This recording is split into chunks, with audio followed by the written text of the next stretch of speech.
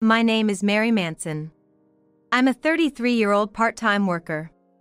My husband, Harry, who is 2 years older than me, and I have been married for 4 years. We don't have any children yet, but we're hoping to have some one day. Although we occasionally fight, we're essentially a happy couple that you could find anywhere. This time, we decided to buy a car. A long-awaited vehicle for personal use. Since we live in a rented apartment, we ended up getting a new car before a new house. I like cars well enough and think I enjoy driving.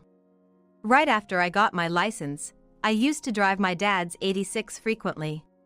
However, currently, since my workplace is within walking distance, I haven't felt much need for a car as a means of commuting.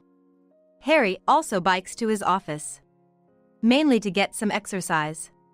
Still, we've both always dreamed of owning a nice car. We had made discussions. If I get a really nice car, I might try using it for commuting sometimes.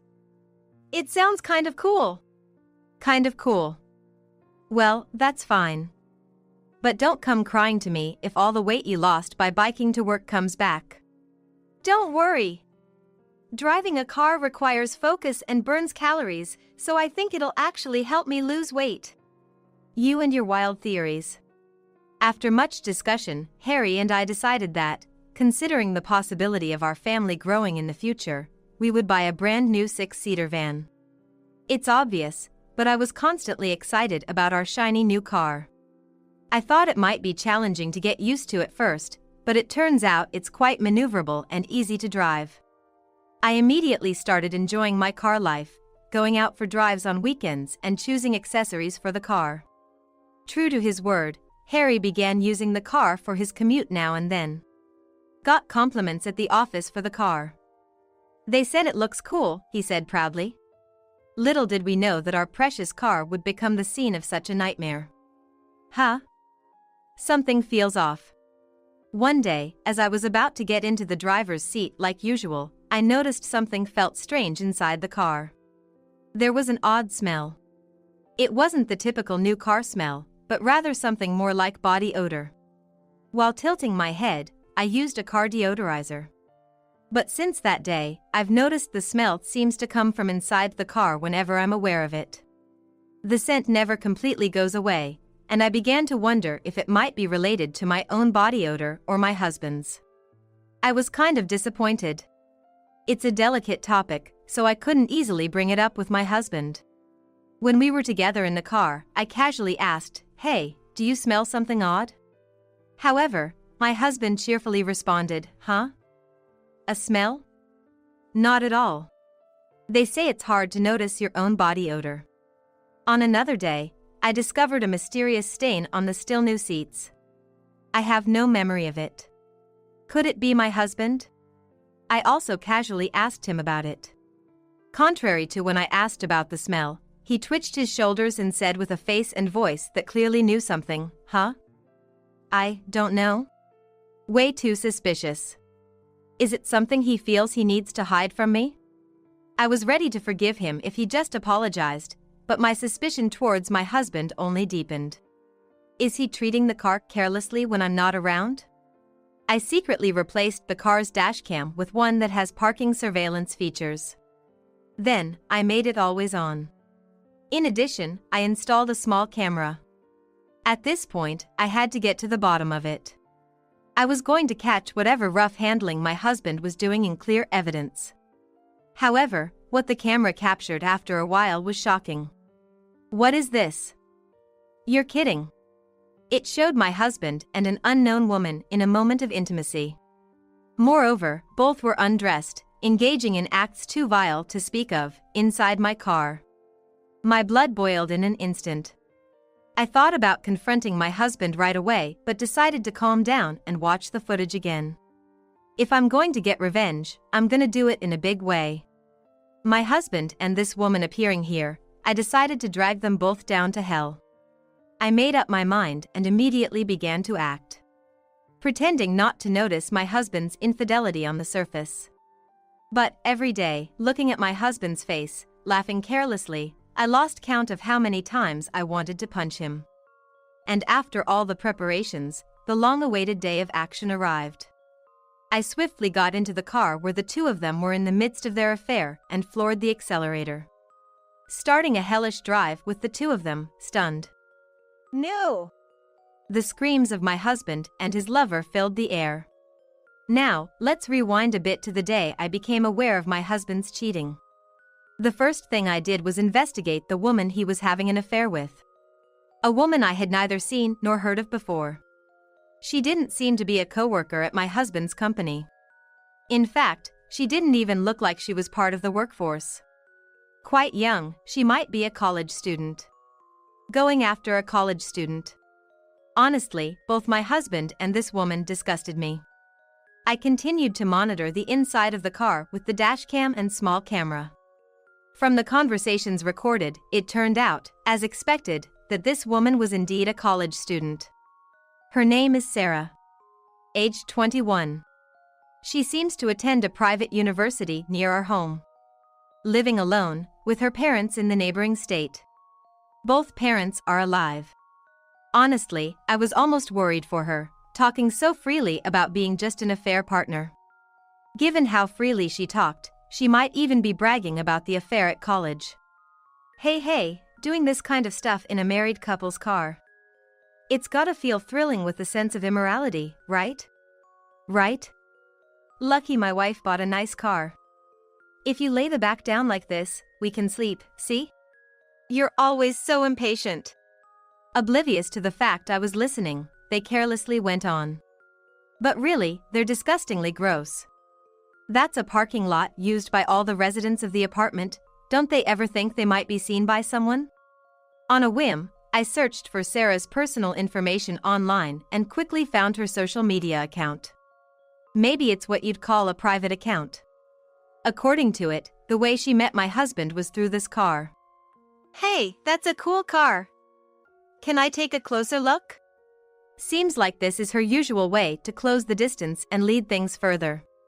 Because on her private account, there are hints of her being involved with men other than my husband. The thrill of an affair is just irresistible. Dumb wives don't even notice. Would anyone normally post that much openly on their account? No, it's because they're not normal that they do. Probably no sense of internet literacy. Just plain stupid.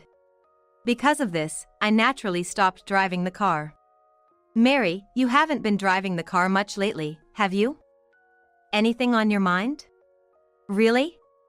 Well, I thought I'd move my body and get some exercise instead of just driving all the time. Even such a trivial question from my husband annoyed me. Probably, he's not thinking deeply, like whether his affair has been discovered. Just happy he gets more time to use the car, maybe. My husband, unaware of my icy glare, made a carefree remark about maybe driving the car himself sometime. Given the car was their place for rendezvous, it was inevitable that Harry and Sarah met mostly when I was out for work. Meaning, Harry was skipping work during the day, and Sarah probably wasn't attending her college classes much either. I decided to hire a detective agency. After about a month of gathering evidence of the infidelity, the day of my revenge finally arrived. Harry, I'll be out early this weekend. I'll be back late, so just eat dinner on your own. Oh, really? Are you going with the new one? No, I'll take the old one. Got it. Be careful. Of course, I wasn't really going out. It was a ruse. I pretended to leave but actually hid in the shadows of the garage, waiting for the two of them. Earphones in. I could hear everything inside the car. It's rare for you to want to meet up suddenly. Your wife isn't around today, even though you're off? She suddenly went out. Since I got some free time, I thought I'd meet up with you. Oh, Harry, you are so into me, don't you? Poor wife. That's right. I do, Sarah. See, I even do this. Oh, Harry. Let's take it slow. Seems like they got started right away. Really, they're so active. Or rather, I knew they were loud from watching the recordings, but they're really loud in person. It's a wonder they haven't been caught until now. Maybe they've developed a sense for it from all their sneaking around. All right, let's go. I stood up and walked briskly to my car. "Excuse me." I opened the door with a click and quickly got into the driver's seat. I sat down with a thump and the seat cushion absorbed the impact. Huh? What? Who? There were clothes for two thrown on the passenger seat, so I said, getting in the way, and tossed them outside. Then, off we go. I started the engine and floored the accelerator, steering the wheel. The beginning of a hellish drive. What? What's happening? Wait, what? Mary? Still not grasping the situation, completely naked, I told them, "Well, sorry, but could you fix the seat back up? I'm planning on having more people ride later," but my matter-of-fact words seemed to snap them back to reality even more. "Hey, wait a minute. What are you doing all of a sudden? Give me back my clothes." "Mary, weren't you supposed to be out?" he confronted me. "Don't raise your voice too much. What if you distract me? I'm the one holding the steering wheel, which means I'm practically holding their lives in my hands." When I said this threateningly, Sarah gasped. "What? Is she, possibly, Harry's wife?" That's...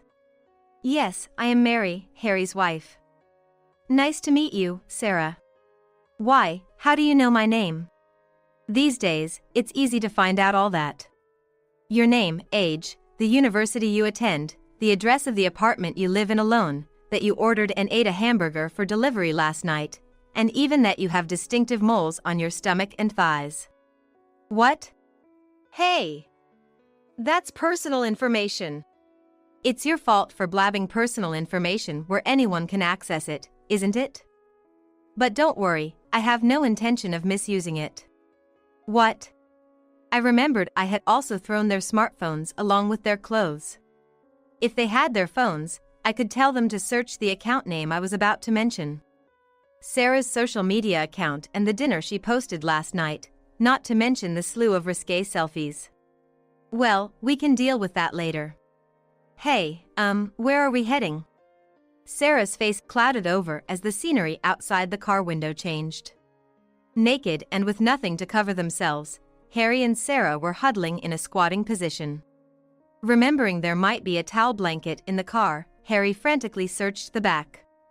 Sharing one towel blanket between them, they looked like they were survivors of a disaster. "Isn't this, like, kidnapping? Hey, stop the car. Let us out." "I can stop, but you'd be getting out naked in the middle of an unknown city, you know?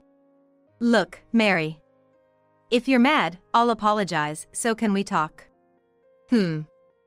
So you're aware you've done something worth being angry about?" Well, it's an affair, after all. Of course, I'd be mad. It's only natural, right? And with such an empty-headed fool. I added in my mind. You've done quite a lot in my precious car, it seems. What? Couldn't afford a hotel room? Meeting up in such an obvious place, how thoughtless can you be? The weird smell inside the car was from your body odor and fluids mixed together, wasn't it? I thought my nose would bend from the stench. No wonder the deodorizer couldn't completely eliminate it. If you do it every week in this car, that makes sense. You, acting all high and mighty. But in the end, you didn't notice our relationship. That's right. I noticed about a month ago.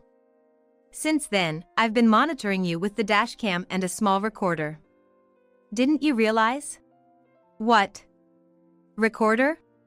That's. The dashcam shouldn't be working if the engine isn't on. Harry and Sarah stared at the dashcam fixed in front of them. Normally, yes. But there are ways around that. Like adding a parking surveillance feature, always on, you know. You seemed completely at ease, but this past month's rendezvous is all captured on camera. So, relax. Where is there anything to be relaxed about? Camera, you say. Delete it. Right now. No can do. It's important evidence. Ah, look, we're almost at our first destination, so could you fix the seats quickly? What? Destination. Harry looked out the window. Recognizing the familiar scenery, his face turned pale. No, wait, this place is. Here we are. We've arrived. The destination was Harry's family home.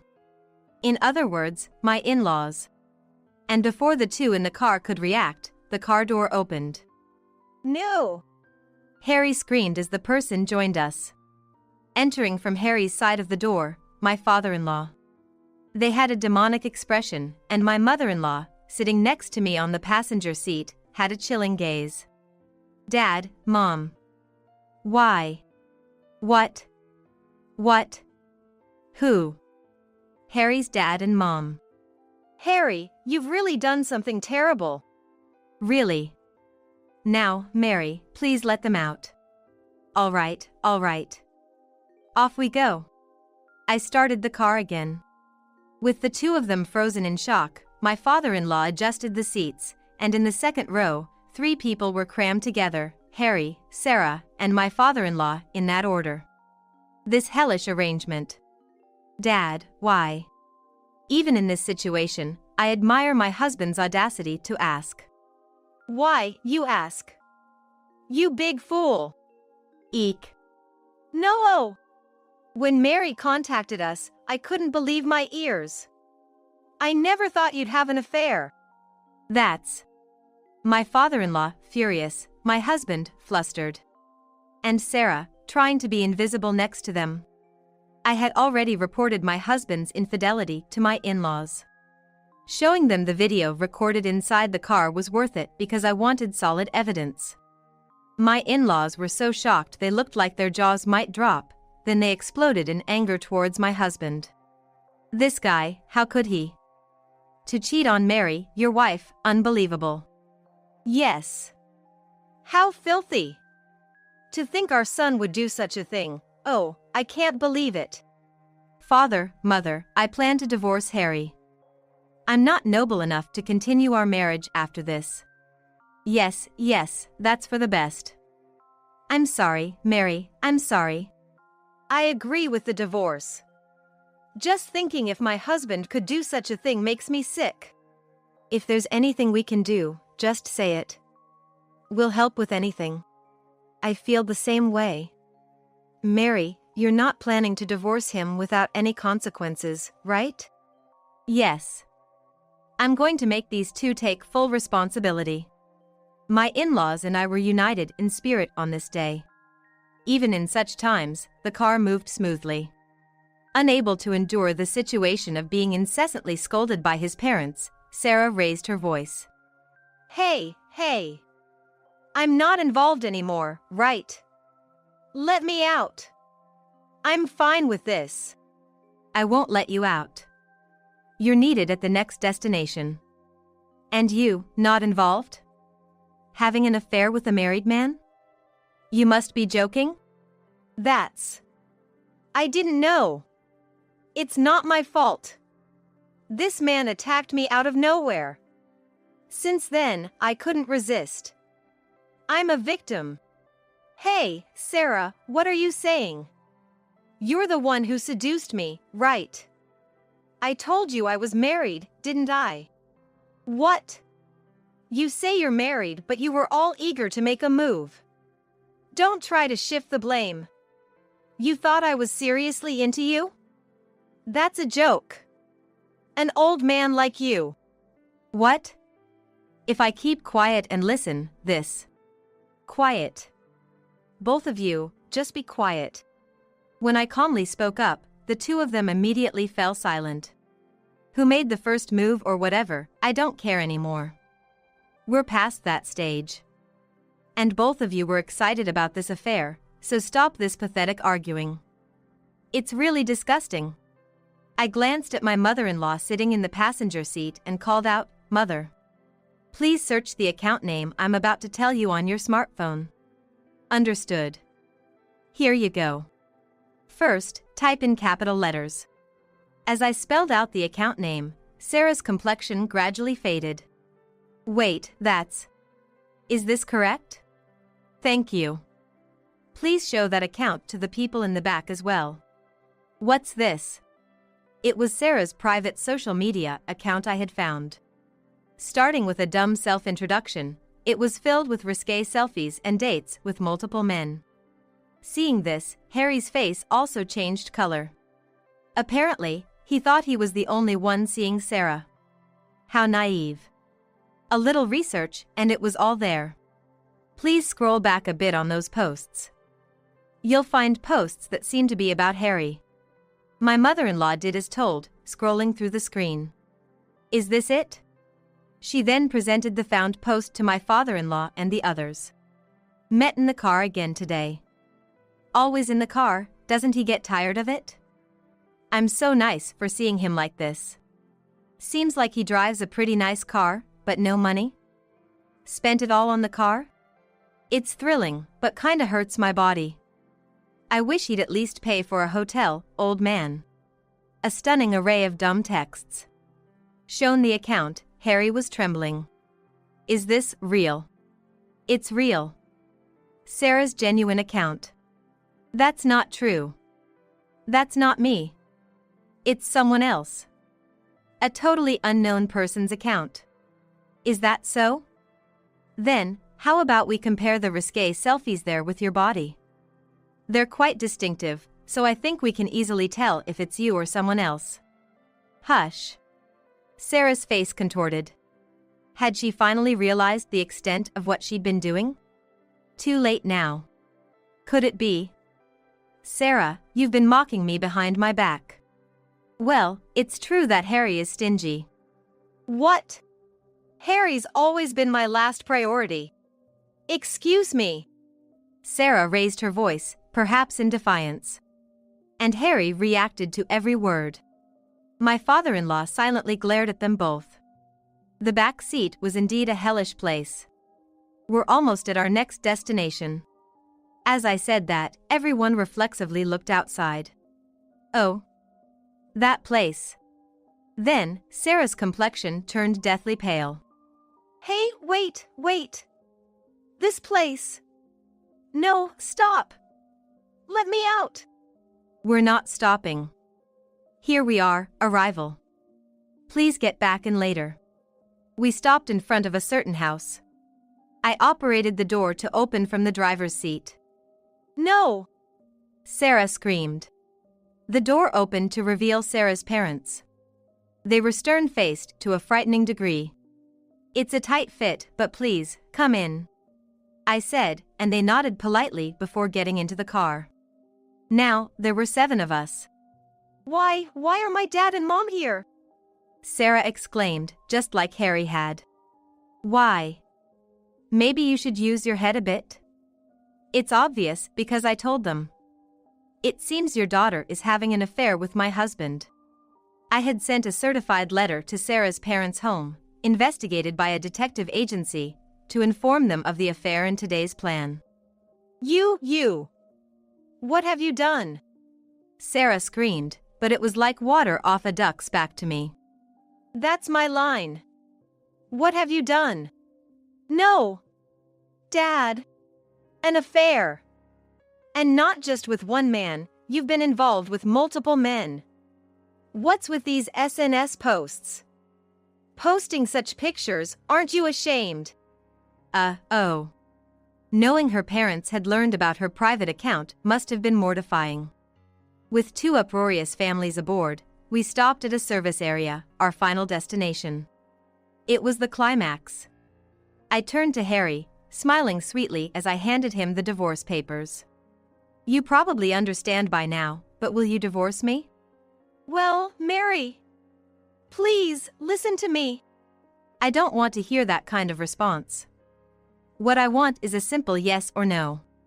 Then, I took out another document. This is for the payment of damages and the car payment agreement. Sarah, you need to sign this too. What? Why me too? Because you knew he was married and still had an affair. You had it coming. I'll be getting damages from both Harry and Sarah. These documents were made with a lawyer, so there shouldn't be any issues. I can't pay damages. I'm still a college student. And? You should have thought about that before having an affair with a married man. Work yourself to death. What's this about car payments? I'm charging you that since my car was used for an affair, right? I can't stand using it anymore, it grosses me out. This much money. I can't. You're gonna pay, no matter what. I'll make sure of it, by any means necessary. I stared at Harry and Sarah. They were trembling finally, faced with the reality they were confronted with. Hey, Dad, Mom. Help me out.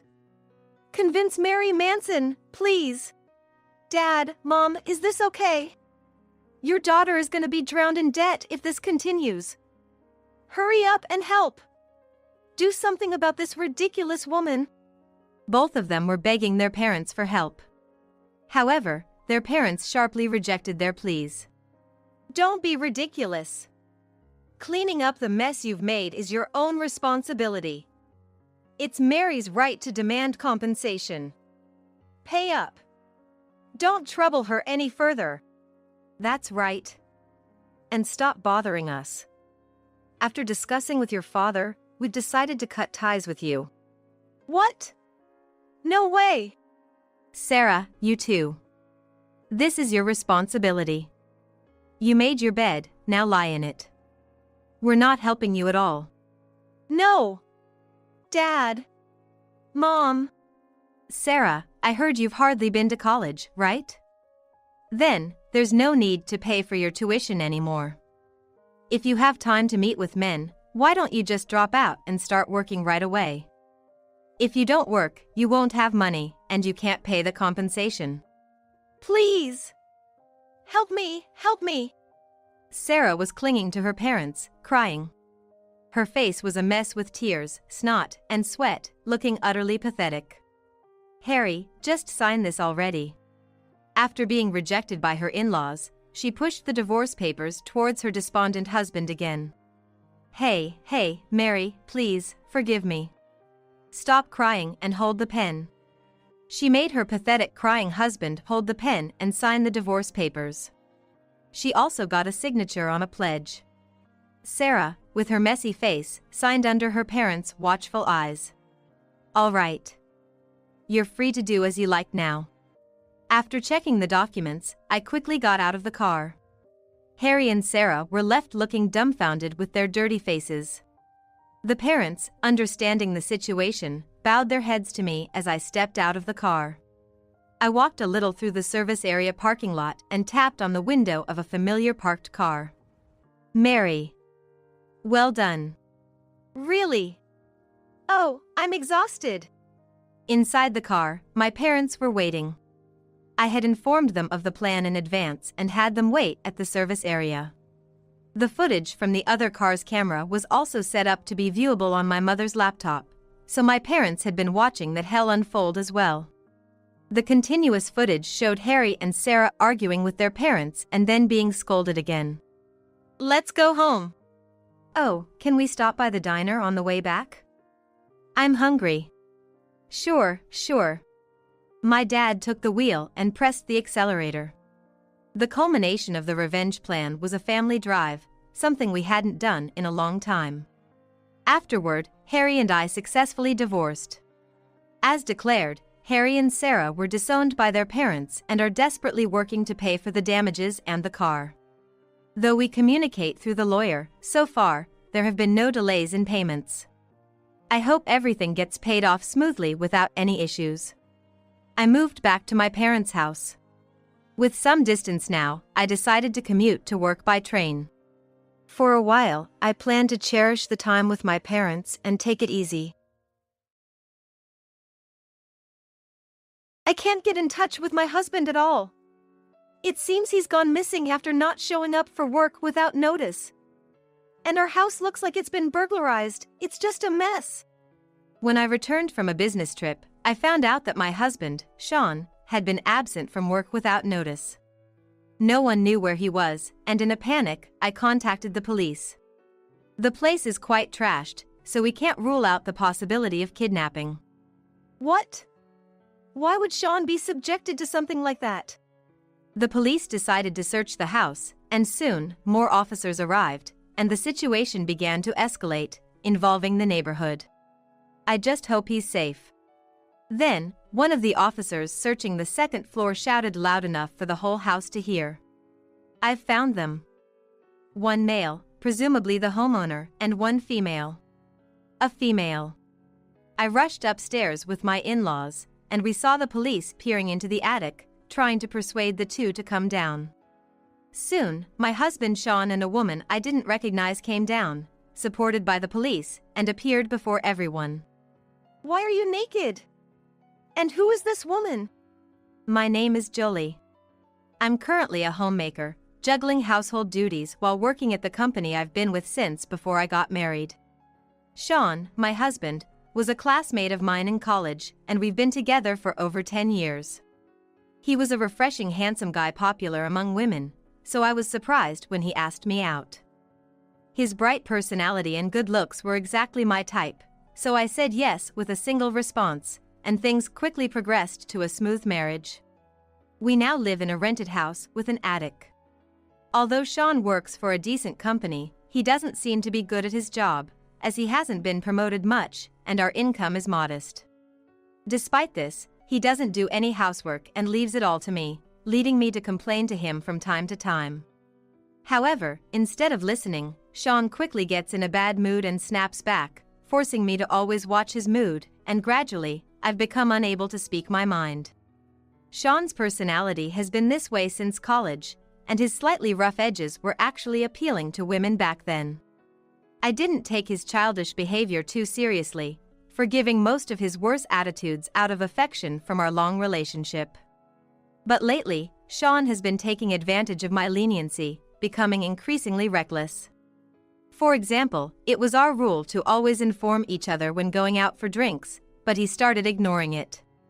Going to clubs and hanging out with girls, which was forbidden after our marriage, has been happening behind my back, with no attempt to hide their contact information left openly on the table. Knowing that complaining would only result in tenfold the verbal abuse, I've had no choice but to endure, accumulating stress daily. Yet, there are people who can deal with my husband on equal footing. His parents.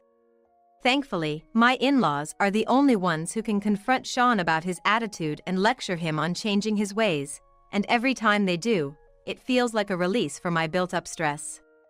We've had family ties with my in-laws since before we got married, which has kept our relationship strong to this day. Whenever they see me down because of Sean's behavior, they invite me over for a lavish meal to cheer me up. I'm deeply grateful for my kind in-laws because they allow me to vent my stress appropriately, enabling me to continue with my married life. However, even my husband, who had always been such an overbearing husband, at one point began to complain less and less. Before, if I blamed him for going to clubs, he'd retort with, "I'm spending my own money, so don't complain," but recently, he's been apologizing, saying, "Sorry, my boss invited me, and I couldn't refuse." I was shocked the first time I heard him apologize, thinking I must have misheard. But as his attitude gradually became gentler, I finally felt at ease believing he had calmed down and become kinder, which also reduced my stress. But at the same time, Sean seemed to be getting busier at work. Maybe he had finally found his motivation because lately, he's been staying late at the office and coming home late. Moved by such a change, I decided to support Sean more than ever, putting extra effort into my work and household chores, striving to make the house a relaxing place for him. While we were leading a busy yet peaceful life, I was assigned to go on a business trip for a few days by my boss. "Sean, I'm gonna be away on a business trip to the countryside next week, so please take care of the house for a few days." "Oh, got it. Just a few days, huh?" "For now, yes.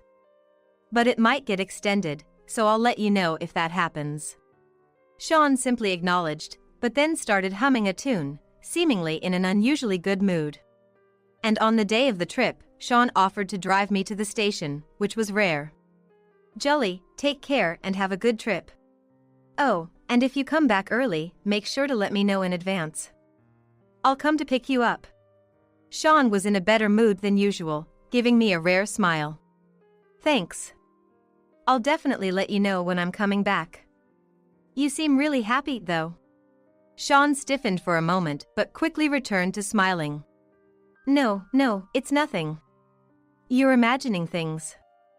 It's gonna be lonely without Jolie around, that's for sure. Really? Well, I'm off then. Thanks for the ride. As the time for my plane was nearing, I parted ways with Sean and headed to the platform. Wondering if he might be waving goodbye, I turned around once, but Sean was nowhere to be seen, likely already on his way back home. As I settled into my seat, I reflected on Sean's behavior from the morning till now. His insistence on letting him know if I'd return early. And that unusually cheerful smile. Even though Sean has been calmer recently, considering his past behavior, these actions felt off. During my business trip, I couldn't stop thinking about it and sent him a few emails, but his replies were slower than usual and rather curt, which only added to my unease. Luckily, my work finished earlier than expected, and I could head home right away. He told me to call before coming back, but I figured he wouldn't answer the phone anyway and would be slow to check his emails, so I decided to return home without notice. It was a weekday, and Sean was supposed to be at work. Of course, the house was locked, so I took out my keys and opened the door. I'm home. Huh? Why are these shoes here? I found Sean's work shoes, which was odd since he was supposed to be at work. Did you take the day off, Sean?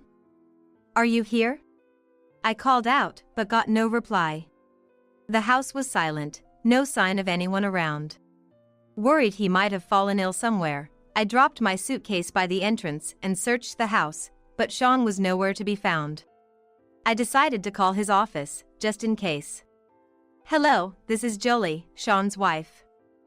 I was wondering, did Sean come into work today? He hasn't come in today. We've been trying to reach him too, but haven't had any luck. What?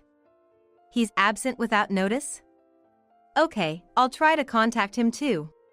I ended the call in a hurry. Sean hadn't gone to work after all. Where could he have gone? Maybe he went out but left his shoes?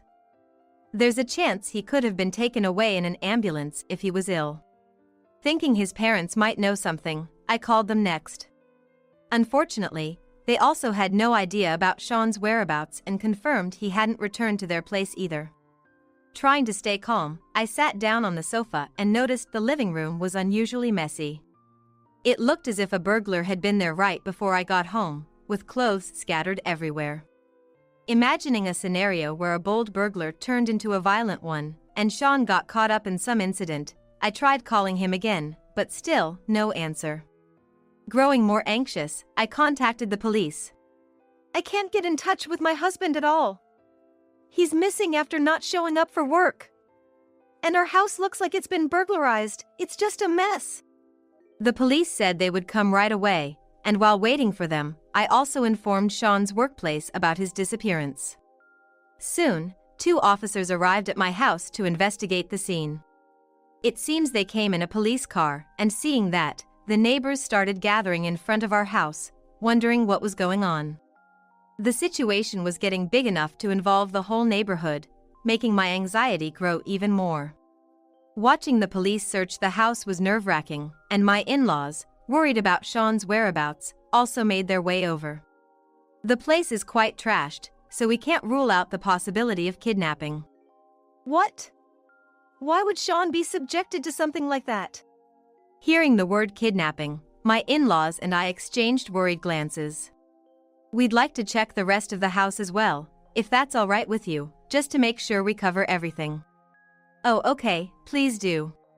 The search of the house meant more officers arrived, and the situation kept escalating. All I wanted was for Sean to be safe.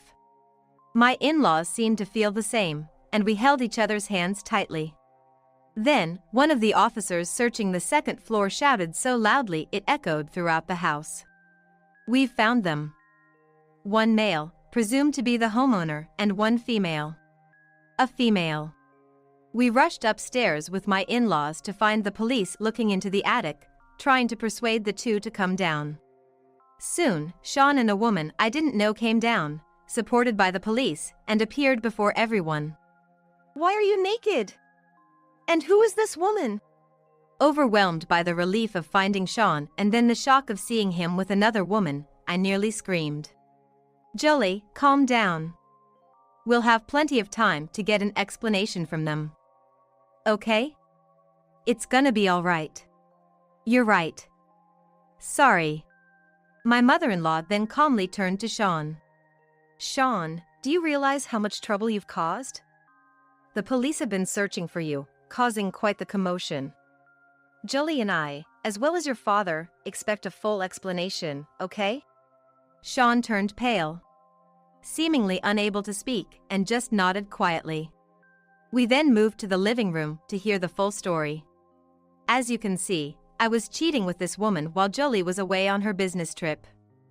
Today, we were together, but Jolie came back unexpectedly, and we didn't even have time to get dressed, so we rushed to hide in the attic.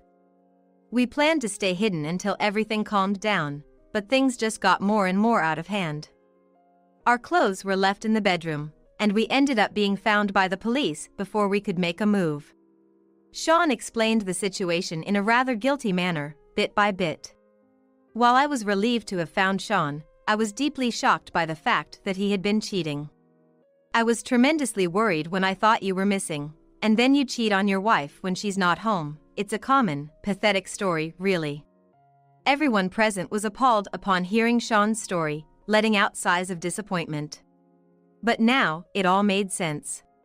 The reason my husband stopped complaining to me and was in a good mood when he went on business trips was because he was cheating on me. My husband's gentleness was a temporary result of the affair, not a growth in his mental age. Realizing this, I felt deeply disappointed and my anger towards Sean began to simmer. However, it seemed my in-laws were even more furious than I was. My usually calm father-in-law was shouting at Sean, his face turning red. It was a rare sight that left my mother-in-law and me in shock, a testament to the intensity of the situation. But soon, my mother-in-law's anger resurfaced, and she harshly scolded both Sean and the woman he cheated with. The two, barely covered with bath towels, remained silent and shrunken, a rather comical sight given their nearly naked and pitiful state. Then, Sean's boss, having heard his employee had vanished, arrived late. Perhaps he rushed over after hearing my report to the police, appearing slightly out of breath and sweaty. Upon entering the living room and witnessing the angry scene, he seemed taken aback. However, when the boss saw the woman next to Sean, he stiffened. "Come on, you've got to be kidding. Why are you here? Do you know her? She's my wife." The revelation silenced even the furious in-laws, bringing a sudden quiet to the room. The naked woman sitting in Siza was indeed Yvonne, truly the wife of Sean's boss. It seems Sean's boss, who got married later than Sean, had invited Sean for dinner to introduce his wife, and that's how they met. The boss, now interrogating his wife, demanded, "Why are you naked? Why are you at my employee's house?" Yvonne initially tried to cover up with plausible lies, but when her usually quiet husband shouted, "Enough," she resigned and revealed her affair with Sean. "I fell for Sean the moment I met him because he's younger and more handsome than you. You're always so busy and never pay attention to me, so it couldn't be helped." Yvonne, an art class instructor, approached Sean saying, "I want to paint your portrait," as an excuse to get close to him. Despite desperately trying to justify the affair, her boss was furious, asserting there's no excuse for cheating. "Both of you better be ready for what's coming," the boss said with a deep, menacing voice. Eek. Sean, who had seemed somewhat confident that he would be forgiven if he just told the truth, was visibly shaken by this and fell silent. "Wait, honey. It was just a moment of folly. Please, don't think about leaving me. You are the most important person to me." Yvonne clung to her boss in a pitiful manner, sobbing as if she was about to kneel in the dirt. However, the boss seemed unwavering in his decision to divorce, ignoring her pleas completely. Sean was scolded again by his in-laws, and Yvonne cried so hard her face contorted. Who could have predicted returning from a tiring business trip to such chaos?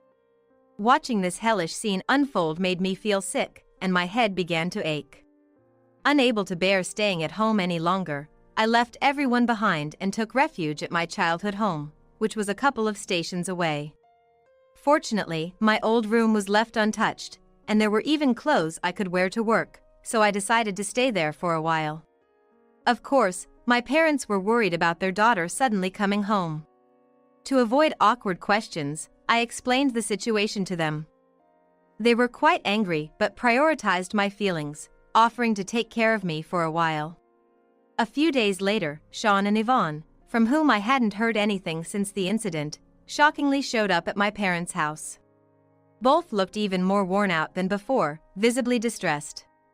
I didn't want to let them into my parents' house, but I also disliked the idea of going somewhere with them, so I reluctantly agreed to talk at the doorstep. "So, what brings you two, who cheated together, all the way to my parents' house?" It's embarrassing to say, but the affair scandal got out at work, and I was fired. I've been desperately looking for a new job, but it's tough, and this is really hard to say, but we need to borrow some money. Of course, I regret what I did and have no intention of making the same mistake again. But right now, I really need money even to look for a job. Please help. After making a lengthy excuse, Sean begged me at the spot. And strangely enough, Yvonne also begged me alongside him. Watching them, I let out a big sigh. Seriously. How much more do you plan to mock me? Saying you're sorry while still hanging around with this woman? That's because we thought if we apologized together, you might forgive us. I was at a loss for words at Sean's incredible stupidity. I already knew from Sean's boss and my in-laws that Sean had been fired. And of course, I was aware of Yvonne's situation as well. In the days that followed, the boss and Yvonne finalized their divorce. As a result, Sean and Yvonne ended up having to pay a huge sum in alimony not just to the boss but to me as well. Sean had apparently been quite overbearing not just towards me at home, but also at his workplace, earning a bad reputation among his colleagues.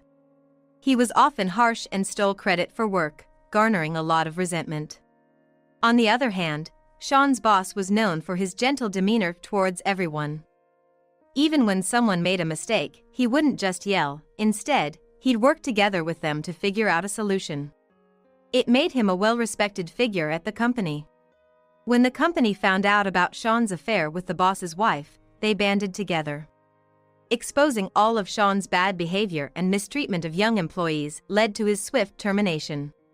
Moreover, Sean was held accountable for tarnishing the company's reputation and faced a claim for damages. Our neighborhood is pretty close-knit, with a strong sense of community. The news of Sean's missing case and subsequent affair scandal spread quickly, making it uncomfortable for me to even go shopping without overhearing whispers. I'm well aware of the mess you two are in. Well, you brought it upon yourselves. Don't be so cold. You know I didn't make much, right? So paying alimony is gonna be tough. Please, I'm begging you, forgive me. Sean finally prostrated himself, begging for forgiveness. After all the arrogance you showed and the affair, you expect me to forgive you just because you're short on money? Don't make me laugh. My love for you completely faded the moment I found out about your affair. And I have no intention of forgiving her either. No matter what, you're paying that alimony. At my words, Sean's attitude took a sharp turn, and he began to angrily lash out. Acting all high and mighty just because I'm apologizing. Give me a break. If you had just let me know you were coming back from your trip, none of this would have happened. Sean started shouting loudly, and for a moment, I was taken aback, but I've decided I will never listen to him again. As I stood firm, not to be outdone by Sean, my father came to the entrance after hearing Sean's shouts. As soon as he saw Sean, my father lunged at him, shouting even louder. What the hell do you think you're doing showing up here? Get lost and stop causing trouble around here. Sean, caught off guard, was left gaping and then got slapped by my father. Don't you dare show your face here again. After saying that, my father turned to see Yvonne approaching Sean and looked shocked. Wait, aren't you? Yvonne, the art teacher, right? Recognizing her, Yvonne awkwardly looked away. It turns out my dad is a fan of art and had been attending painting classes as a hobby after retiring. And Yvonne, Sean's mistress, happened to be the instructor there. I can't believe you're the one who stole my daughter's husband. You're the lowest of the low. My father said, looking down on her. That's right. I'm going to expose what happened to all the students in the class. Consider it settlement for the insult you've caused to my daughter. Please don't do that. I'm already struggling with no money after the divorce. I'll be out of a job if I lose my students too. Yvonne pleaded desperately, bowing her head to my father. The pain my daughter has suffered because of you is far greater than anything you're going through. I'll never forgive you. My father was unyielding, and realizing this, Yvonne burst into tears. Moreover, she was also scolded by my mother, who had appeared from behind, saying, "You're the lowest as a woman." Meanwhile, Sean was forcibly stood up by my father, grabbed by the collar, and slapped hard with the words, "I'll do this in place of my daughter." Finally realizing there was no hope for forgiveness, Sean, with a bright red cheek, and Yvonne, trembling at the thought of the impending job loss, left our home dejectedly. After a while, my divorce from Sean was finalized, and I successfully received a significant amount of alimony. Because of that, Sean ended up in debt, and I heard directly from my mother-in-law that they've disowned their son. Now, he's working as a part-timer, forced into manual labor day and night, living his days utterly exhausted. On the other hand, Yvonne's business went under after my father exposed her affair to her students, leading them all to leave. Like Sean, Yvonne too is buried in debt, having sold all her designer items and now scrambling through part-time jobs, forced into poverty. As for me, thanks to my savings and the substantial alimony, my wallet has gotten quite a bit fatter. I've taken some time off to enjoy life, spending money on overseas trips and hobbies. On my travels, I've been embracing new cultures, enjoying encounters with new people, and being captivated by beautiful sceneries I've never experienced before. It's been a time for me to reflect on myself and recharge with the strength to live positively. Huh? You've been here? Well, yeah. I moved in a week ago and have been living in this house. I'll take the bedroom you were using on the second floor, so you can use the storage room on the first floor or the unused room on the third floor. What? I wasn't informed about this. What do you mean? The head of the household has given his permission, so I don't need to get yours. The person paying the rent gets to make all the decisions. Huh? I had to ask again, but I'm not hallucinating, right? Why is my mother-in-law living here? I don't understand. It was stressful enough having her visit every week, but living together is out of the question. Sure, my mother-in-law lives alone, and she is getting on in years. Something could happen, and maybe my husband is worried, but it's unacceptable to start living together without consulting me first. Whose house do they think this is? I wanted to say. And my husband, too. This level of presumption is just too much. Hello? When I got back, your mom was here. What's this about living together? What do you mean? It's exactly as you see. There's nothing wrong with it, right? It is wrong. Why wasn't I consulted? There's no need to consult you. I've said it before, but I'm the one paying the rent. Shouldn't you be following my decision? I was so astonished I couldn't say anything. So, he's serious about this. All right, if that's how it's gonna be, then keep saying it. But it seems he's forgotten something important. Does he even remember who we're renting this house from? I won't let him forget just the convenient things. I grabbed the suitcase I had brought on my business trip and went back to my parents' house. My name is Sarah, I'm 32 years old.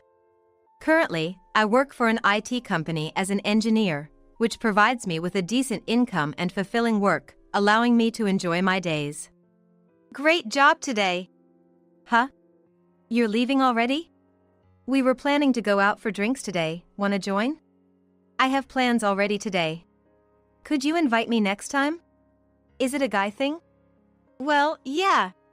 Work was fun, and I had a boyfriend who I've been dating for 6 months. My private life was so fulfilling that I really lived a rosy life with absolutely nothing to complain about. You're busy, right?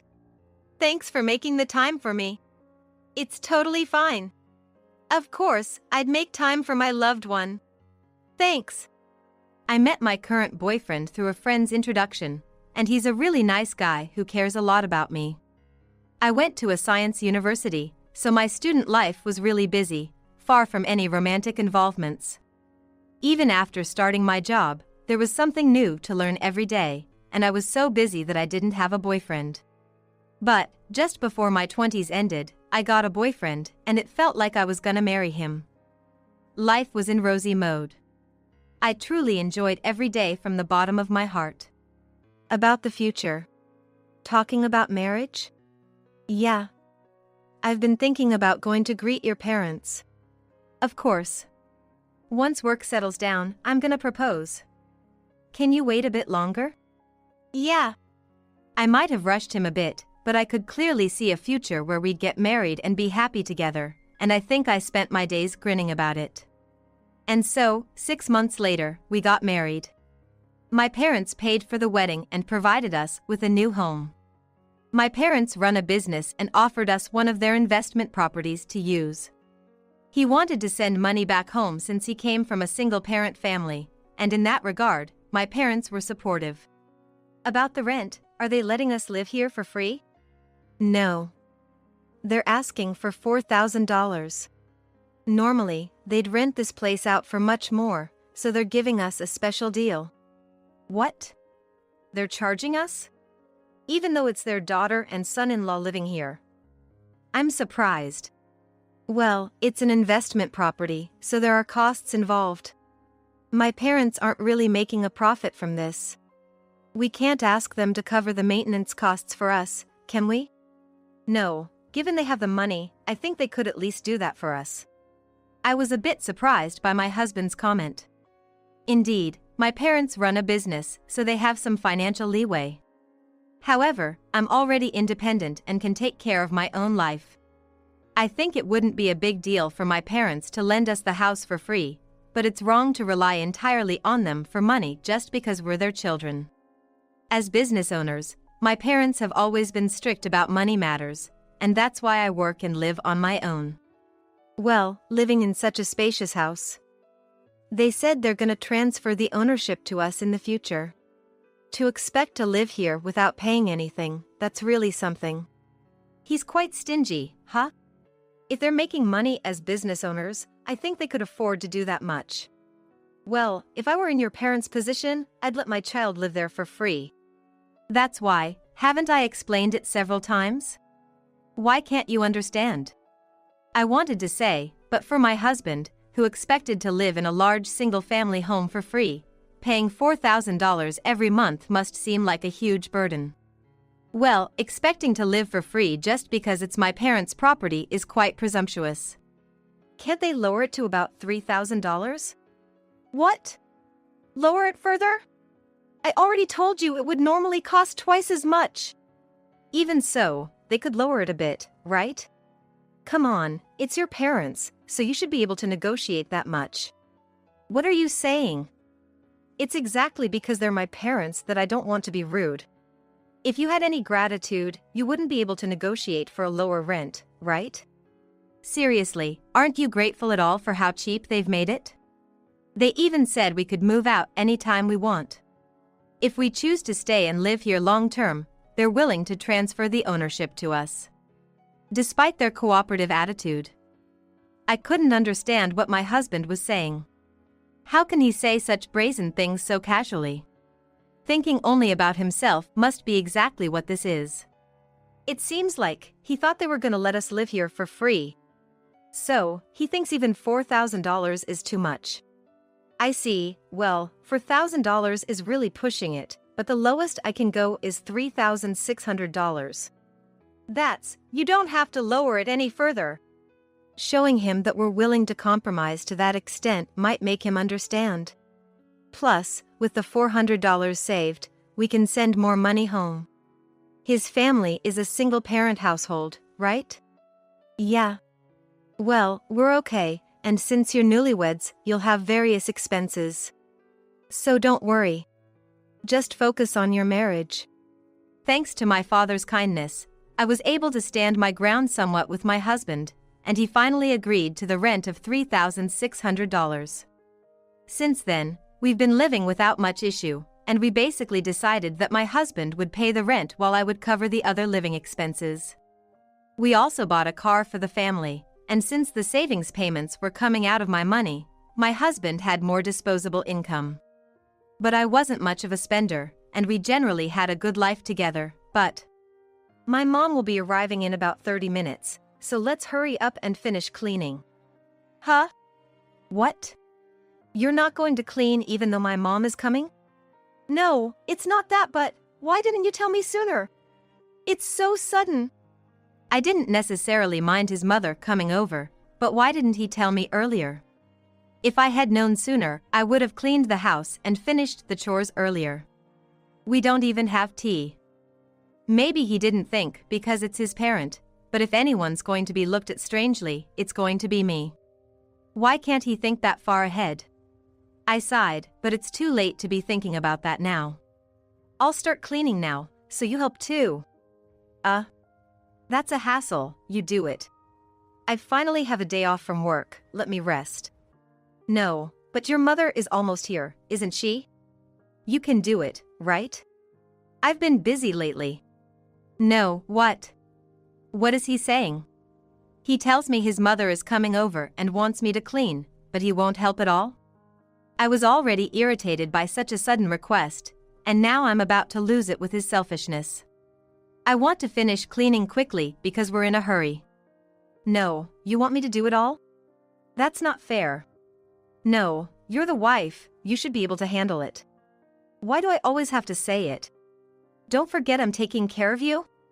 Taking care of me? Who does he think he is? I'm not under the impression that I'm being taken care of by my husband. Sure, he pays the rent, but I'm the one covering the living expenses.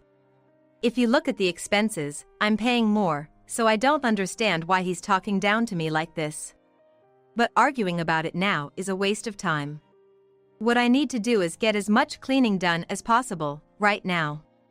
Seeing my husband lounging on the sofa watching TV while I'm frantically cleaning was infuriating, but I managed to get the cleaning done to a decent standard before his mother arrived. I'm coming in. It's been a while. How have you been? I'm not old enough to need your concern. I'm sorry, that's not what I meant. Oh, is that so? No, am I being perceived as someone who would say such snide remarks? Well, this isn't the first time dealing with my mother-in-law's personality. I guess she cherishes her son a lot because they're from a single-parent family, but I've always thought her affection was a bit extreme. Even when we went to greet her for our marriage, she looked at me as if I was a woman marrying up, not really trying to build a good relationship with me. Not that I particularly wanted to be close to her, but it feels unnecessary for her to openly dislike me this much. I haven't done anything wrong to my mother-in-law. Nor have I been unreasonable. What does she have against me? Well, my husband also says unreasonable things to me, so coming from such a mother, I guess it's somewhat expected. You know, I've been thinking, aren't your chores a bit half done? It's not like it's a hoarder's house, but I think you could keep it cleaner, couldn't you? I guess so. I've been trying my best, but I also have a job every day, so I can't spend that much time on it. I was a single parent too, but I managed to keep the house clean. No need for excuses. No. I'm not making excuses. I've genuinely been busy lately, with tasks from work that didn't get finished at the office and had to be done at home. If a system we're developing has an error, it needs to be fixed before the deadline. If we don't make the fix in time, it would be a big problem. I wish she wouldn't complain without understanding anything about my job. And to say one thing, they were living on welfare. My mother-in-law isn't working, so her situation isn't much different from a stay-at-home mom. Even as a single parent, she had more time, so naturally, she should have been able to do the household chores. Comparing me to that is wrong. And, since we both work, instead of blaming just me, how about blaming her son who doesn't do anything besides his job? I didn't intend to fight with my mother-in-law, but being criticized right after she visits made me quite irritated. Maybe you shouldn't say that? Besides, I'm the only one doing the chores around here, so it's tough. That sounded a bit sarcastic, didn't it? Well, but I think she won't understand unless I say it like that. Huh? You can't be thinking of making your husband do chores? I would like him to help, but the reality is, he doesn't. You're the wife, so it's only natural for you to do the housework. And I heard that my son is the one paying the rent. So, it's only logical for you to do at least that much. Who do you think is the breadwinner of the house? If you can't even understand such hierarchy, you shouldn't have gotten married. That's why I was against the marriage. Huh? I was so flabbergasted I couldn't find the words. Is she serious? I wish she would stop joking around. It's absurd for her to butt into someone else's family matters. Talking to such a person is a waste of time and only uses up energy. I just nodded along and showed her into the living room. Hey, how about we have seafood today? There's a nice place at Fisherman's Wharf. Wow, that sounds great. Let's treat ourselves to a nice meal for a change. Sarah? We'll be waiting at home, so could you take out seafood for everyone? Oh, and add some mussels and fatty lobster for me. So, I'm being made to run errands again. And neither of them even pretends to reach for their wallets. They expect me to pay, I suppose. Well, I can see complaining about money would only bring more complaints. Besides, I'd rather get out for a walk than stay in this house, so it works out. Still, the thought of splurging on expensive seafood for them is infuriating, but it's not worth dwelling on. With that in mind, I headed to the place. Upon returning home with the seafood. You took quite some time. I wish you would consider the people waiting. Ha. She had no words to thank me for purchasing it. She's like a complaint machine, effortlessly churning out grievances. I almost admire the ability to find fault in everything. I was tempted to retort sarcastically, but I restrained myself and took a seat instead. The day dragged on lazily until the evening, when the two of them went out for dinner. I wasn't invited, but really, what rude people. The two of them came back and spent the evening drinking in the living room, and in the end, my mother-in-law decided to stay the night. We had separate bedrooms, so it wasn't too much of an issue, but I was still taken aback by the lack of courtesy. She left the next day, but my day off was ruined, and I was left feeling quite stressed. After that, my mother-in-law started visiting our house almost every week. I don't know if she's coming to make snide remarks at me or just to see her beloved son, but either way, I was living in a state of constant stress. Hey, I'm going to be on a business trip for a week starting next week. So, I'm counting on you to take care of the house. What? A business trip? Why are you suddenly going on a business trip? There's a presentation for a system I developed, and I was involved as the main developer. The business trip wasn't a lie, but I was a little excited to have some time to myself for a change. Every week, facing complaints about housekeeping, meals, and my role as a wife from my mother-in-law. No matter how busy, my husband claims to be the breadwinner and refuses to help with any household chores. I was so fed up with such a life that I headed to the business trip planning to refresh myself. The presentation for the new system was nerve-wracking and more exhausting than my usual job, but for 1 week, without anyone complaining, I felt truly at ease. After the business trip was over, I returned home to find. Huh? You're here? Well, yes. I moved in a week ago and have been living here. I'll take the bedroom you were using on the second floor, so you can use the storage room on the first floor or the unused room on the third floor. What? I wasn't told about this. What do you mean? The head of the household has given his permission, so there's no need for me to get yours. The person paying the rent decides everything. Huh? I had to ask again, but I'm not hallucinating, right? Why is my mother-in-law living here? I don't understand. Just her visiting every week was stressful enough, but living together is out of the question. Sure, my mother-in-law lives alone, and she is of a certain age. Something might happen, and maybe my husband is worried, but starting to live together without consulting me is unacceptable. Who do they think this house belongs to? I wanted to say. And my husband, too. Such presumption is truly unforgivable. Hello? When I came back, your mom was here. What's this about living together? What do you mean? It's just as you see. There's nothing wrong with it, right? That's ridiculous. Why wasn't I consulted? There's no need to consult you.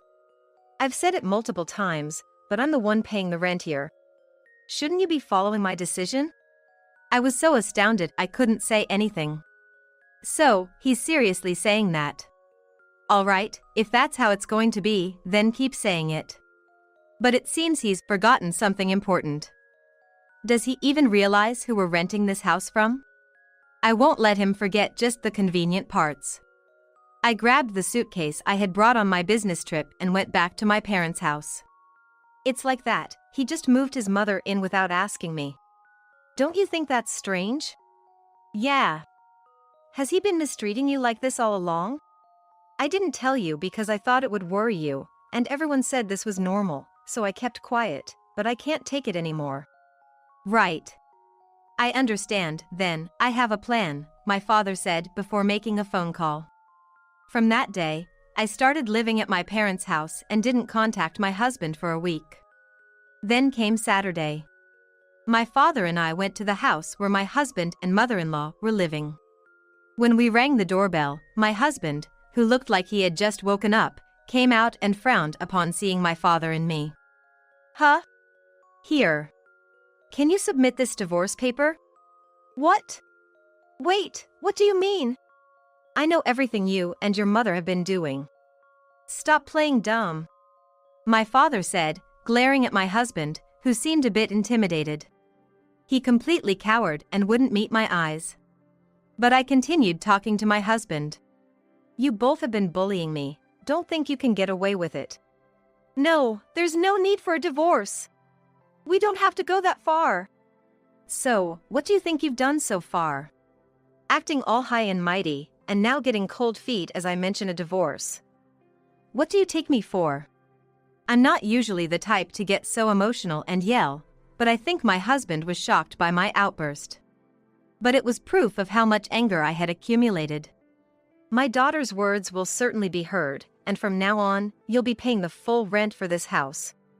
I have no intention of giving any discounts to my daughter and a stranger anymore. Huh? This house will not be $3,600 next month, but $36,000. Got it? I've brought the contract, so submit the divorce papers and then agree this contract as well. When we said that, my husband was so shocked he seemed lost for words. The figure of $36,000 must have floored him, but we were dead serious. How can you suddenly expect such an amount? That's crazy. It's impossible. Huh? You think you can say it's impossible? No, but... We didn't even have a formal contract for this house, did we? Once we're divorced and you're a stranger, you can't keep living here. If you can't pay the rent for this house, you should leave immediately. We hadn't signed a contract, so we were able to leave strongly. Of course, my husband had never imagined things would turn out like this. But regretting it now is too late. He needs to take full responsibility for his actions. We remained firm, unshaken by my husband's refusal, but then my mother-in-law, who had overheard the commotion, came out from behind. What's all this noise about? Long time no see. To cut to the chase, this house belongs to me, so please leave. I'm having my daughter divorce you, and I have no intention of letting strangers live here. Huh? Leave?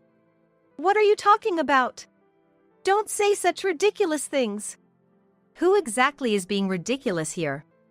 And if you want to justify your actions, feel free to take it to court. Court? Hearing the word court, my mother-in-law and husband were surprised, but this was all part of the plan I had discussed with my father. If these two caused trouble and there was no other way, we planned to take legal action. This was my suggestion, knowing that people without common sense wouldn't understand reasonable discussions. But precisely because they lack common sense, the moment we mentioned a lawyer, both were visibly shaken. Where did all their bravado go? They exchanged glances, eyes swimming in panic. I guessed they were probably flustered. You have a job, so you can just move closer to your workplace. That's all there is to it, right? I'm saying this because I don't have that kind of money. Don't have the money? You've got to be kidding. Given your salary, you should be able to save some amount. Are you telling me you've been blowing over $2,000 a month on fun? Well, I never thought I needed to save. I was dumbfounded. He had a regular job, and the only expense he was covering was the rent. I was the one paying for the car and all other living expenses, so I had thought he would have saved up a bit more. He's really joking around. That's why we can't get divorced and moving out. Right. Once you're married, it's not that easy to just get divorced. How long are you going to stick with such outdated ideas? I have no hesitation in divorcing someone as unreasonable and self-centered as you two. Are you even aware of what you've done? Who's the one joking here? Please don't make me any angrier than I already am. They don't seem to understand how much they have put me through. So they can casually say they don't want a divorce or ask for help because they're broke. That's not my problem. And now that I think about it, maybe my husband married me for my money. Not me, but my parents' money since they run a company. He could live in a large mansion cheaply, and eventually, I would inherit my parents' substantial fortune. He must have been aiming for that, but I wish he'd stop underestimating people. Don't forget we'll have the upper hand if this goes to court. You have 1 week to leave this house. Wait a minute. I'm sorry. I'll do anything, just give me another chance. I believe we can make it work. I might have misunderstood some things, but we're a married couple. We promise to overcome anything together. That's why we're getting divorced. You can't just continue a marriage with pretty words. And after betraying me, don't think you still have my trust. I will never trust you again. As I said before, we have a great lawyer on our side. Of course, you're welcome to hire your own lawyer for negotiation, but I advise against it, especially since you can't even afford to move out. My father's point is valid. Without money for moving out, hiring a lawyer is out of the question. Even if they did hire a lawyer, getting my husband divorced and out of the house would be straightforward. That's all. I have no intention of discussing this with you any further. With that, I returned to my parents' house with my father. I had already blocked his phone number, so there were no calls, but my husband and mother-in-law kept contacting me using email, messenger, and social media messaging. I was truly disappointed and dumbfounded that they didn't understand what I was saying, but I stuck to ignoring them.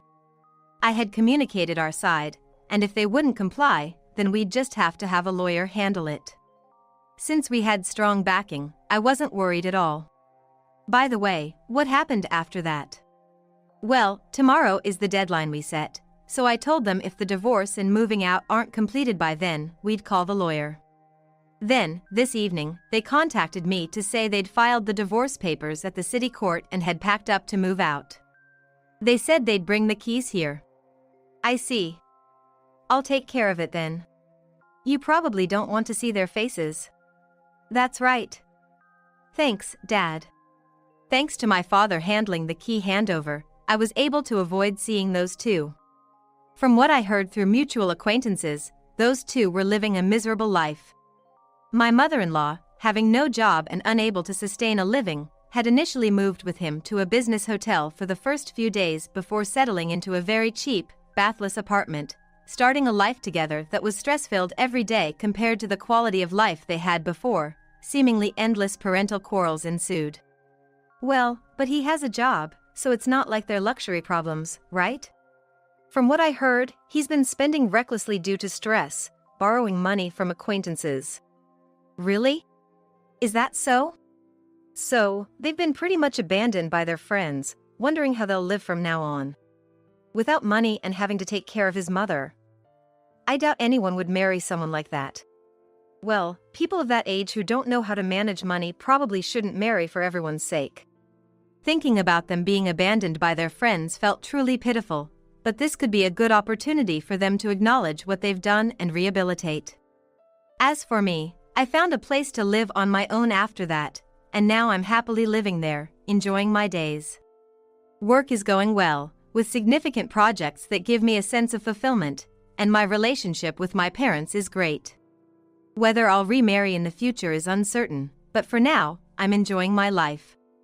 No matter how much money one might have, ultimately, relationships are what matter. If you can build healthy and good relationships, you can live happily even without money. I hope to continue living my life valuing fulfillment, friends, and family without being obsessed with money. Where are you? The ceremony's starting. I yelled into the phone, finally getting through to my husband, Charles. On a family trip in Hawaii. And miss our daughter's wedding? To that, Charles just laughed heartily and hung up. Family, huh? I repeated the thought in my mind, feeling it anew. Staring at the disconnected call, I soon shook off the feeling and reached out to someone else. About the favor I asked for before, could you start on it as soon as possible? I pressed on eagerly. Yes, I'll leave everything in your hands. Please begin immediately. Understood, came a vigorous reply from the other end. That person was from a construction company our family has been close with for years. I couldn't help but suppress a laugh, thinking, go ahead, enjoy yourself to the fullest just for now. The so-called family trip. It might be your last bit of fun, after all. My name is Patricia Green, a 52-year-old. I'm a housewife with 2 children. My husband, Charles, is 55. Our marriage, about 30 years ago, was somewhat of a strategic alliance between 2 companies. However, it's likely coming to an end soon. Due to Charles's repeated issues. Not that there were signs of this from the start. I, for one, wanted to build a warm home with Charles, even if our marriage was more about corporate alliance. Charles felt the same at the time. That changed after our 2 children were born. Soon after the marriage, I had our first child, John. Then our daughter, Linda, the next year. While children were a joy, parenting was harder than I imagined. Around that time, Charles, in his early 30s, was still training in his father's company. Perhaps it contributed to his stress accumulation. He rarely participated in childcare when home. The cries of our 2 children filled the house, and he did nothing. His interest seemingly faded, using work as an excuse to stay away. To be fair, I have my regrets too. Back then, I was swamped with childcare but insisted on doing it without anyone's help. It was my mother back home who came to my aid. Though my parents are no longer with us, remembering this makes me truly grateful for their presence. Without the housekeeper my mother arranged for, I would have completely succumbed to childcare stress. But once I got past that period, the kids really were adorable. With Charles often gone, engrossed in his work or at his family's place, childcare became my raison d'etre. Suspicious of his constant absence, I once asked, "Where do you always go?" Charles, who would usually dodge the question with vague answers, didn't accompany us for our son and daughter's events, prompting me to confront him. His response was, "You should just do as you please on that front. I have things I need to attend to." I couldn't fathom what was so important that it trumped our children's milestones. "What's so important that you'd miss your children's events for?" I snapped at him then. His answer was this. "You know I have a younger sister, right?" "Yes, you mentioned she's 13 years younger." "Mia, was it?" "That's right, Mia. She's having an important party, and I need to discuss some things about that with my parents." His preference for his sister over our children made me snap. "Excuse me?" But Charles, as if it were the most natural thing, retorted, "You've been so busy with the kids, you probably didn't notice, but they're going through a tough time too." I was at a loss for words. However, the same scenario repeated itself. Charles began to excuse himself for his sister's sake even for kindergarten and school events. He wouldn't attend the events but would go to her party. He'd miss our children's events but make it to Mia's graduation. Where does Charles consider home and who does he see as his family? I often wondered. I accompanied our children alone to their events. Father's presence faded from our children's commemorative photos. Eventually, the kids realized their father was absent from their important events. Later, they faced exams at school. And they started making decisions about further studies and jobs. They did so independently. They had first sought out what they wanted to do, then finding suitable schools and considering their options without much consultation. They'd only consult me to the extent of asking, "I want to go here, what do you think?" "I don't want to burden you," they said, a sentiment they expressed since school time. Having a clear idea of what they want isn't bad. It shows they're highly independent. But it saddens me to think they've learned not to rely on their father, understanding he's unreliable. I haven't exactly been a role model myself. Since getting married, I've been a full-time housewife. Sure, I'd occasionally get called in for something related to my family's business, and it seems my parents, along with my brother, were keen on leaving me some assets early on. My parents passed away about 10 years ago. Both still in their 70s. The company was left in the hands of my brother, Joseph, and I've been given a fair share of other assets from the inheritance. As for Mia, Charles's sister who he doted on, spoiled by him and our parents, she landed a job at a subsidiary through our father's connections after her college graduation. But she seemed to treat it as a temporary gig. After working for 2 years, she quit as if it was time to prepare for marriage. It seems she never really liked working in the first place, and ended up living a leisurely life at home. And neither her parents nor her brother, Charles, said anything about it. In fact, they seemed pleased she wasn't working, as if that was too much for her. She actively sought out arranged marriages, but for some reason, they always fell through. Mostly, it seems, due to Charles's opposition. Whenever Charles objected, Mia would simply accept it, saying, "If my brother says so." Before we knew it, she was in her 40s. And she is unmarried, just continuing on as she always has. By contrast, her parents are now in their 80s. Unlike my parents who passed away early, they're still hardy and robust, but you'd think there'd be some concern. Yet, Mia does nothing, living carefree as ever. The father remains the company president, with no sign of Charles taking over. Charles might be eager to take the helm, but his father isn't budging. I couldn't tell you why. I've been fed up with Charles for a long time.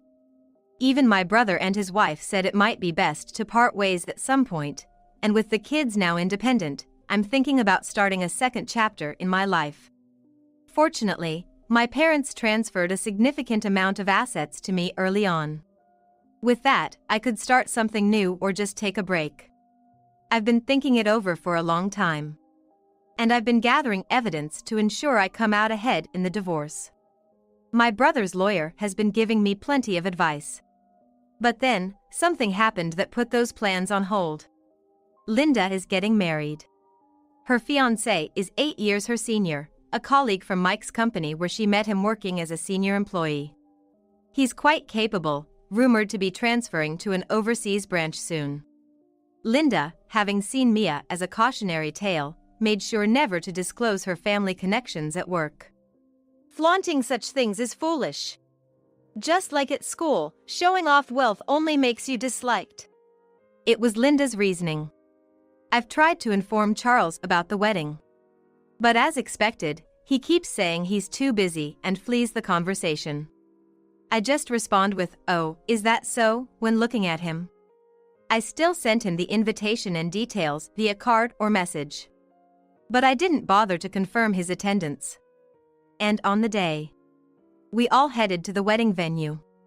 But even on the morning of the day, there was no sign of Charles showing up. I decided to give Charles a call. "Where are you?" "The ceremony's about to start.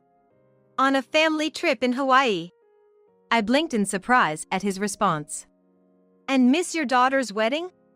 To that, Charles just laughed heartily and hung up. I sighed and looked up at the ceiling for a few seconds. Family, huh? Family. I repeated it several times in my mind. Probably, the trip to Hawaii was with his parents and Mia. Though I knew it, this really was the last straw. To Charles, family meant his folks back home, not us. Of course, I've known this for a long time. I had no expectations from a marriage of convenience. He probably felt the same. The difference between Charles and me was that I initially tried to make a family. And Charles did not. Continuing this charade for over 20 years was for the children's sake. The children themselves might not have cared whether their father was present or not. Still, I wanted to maintain some semblance of normalcy until they became adults. That might have just been my pride. The children might have found it easier without such pretenses. Well, that's fine. Taking a deep breath, I made another call.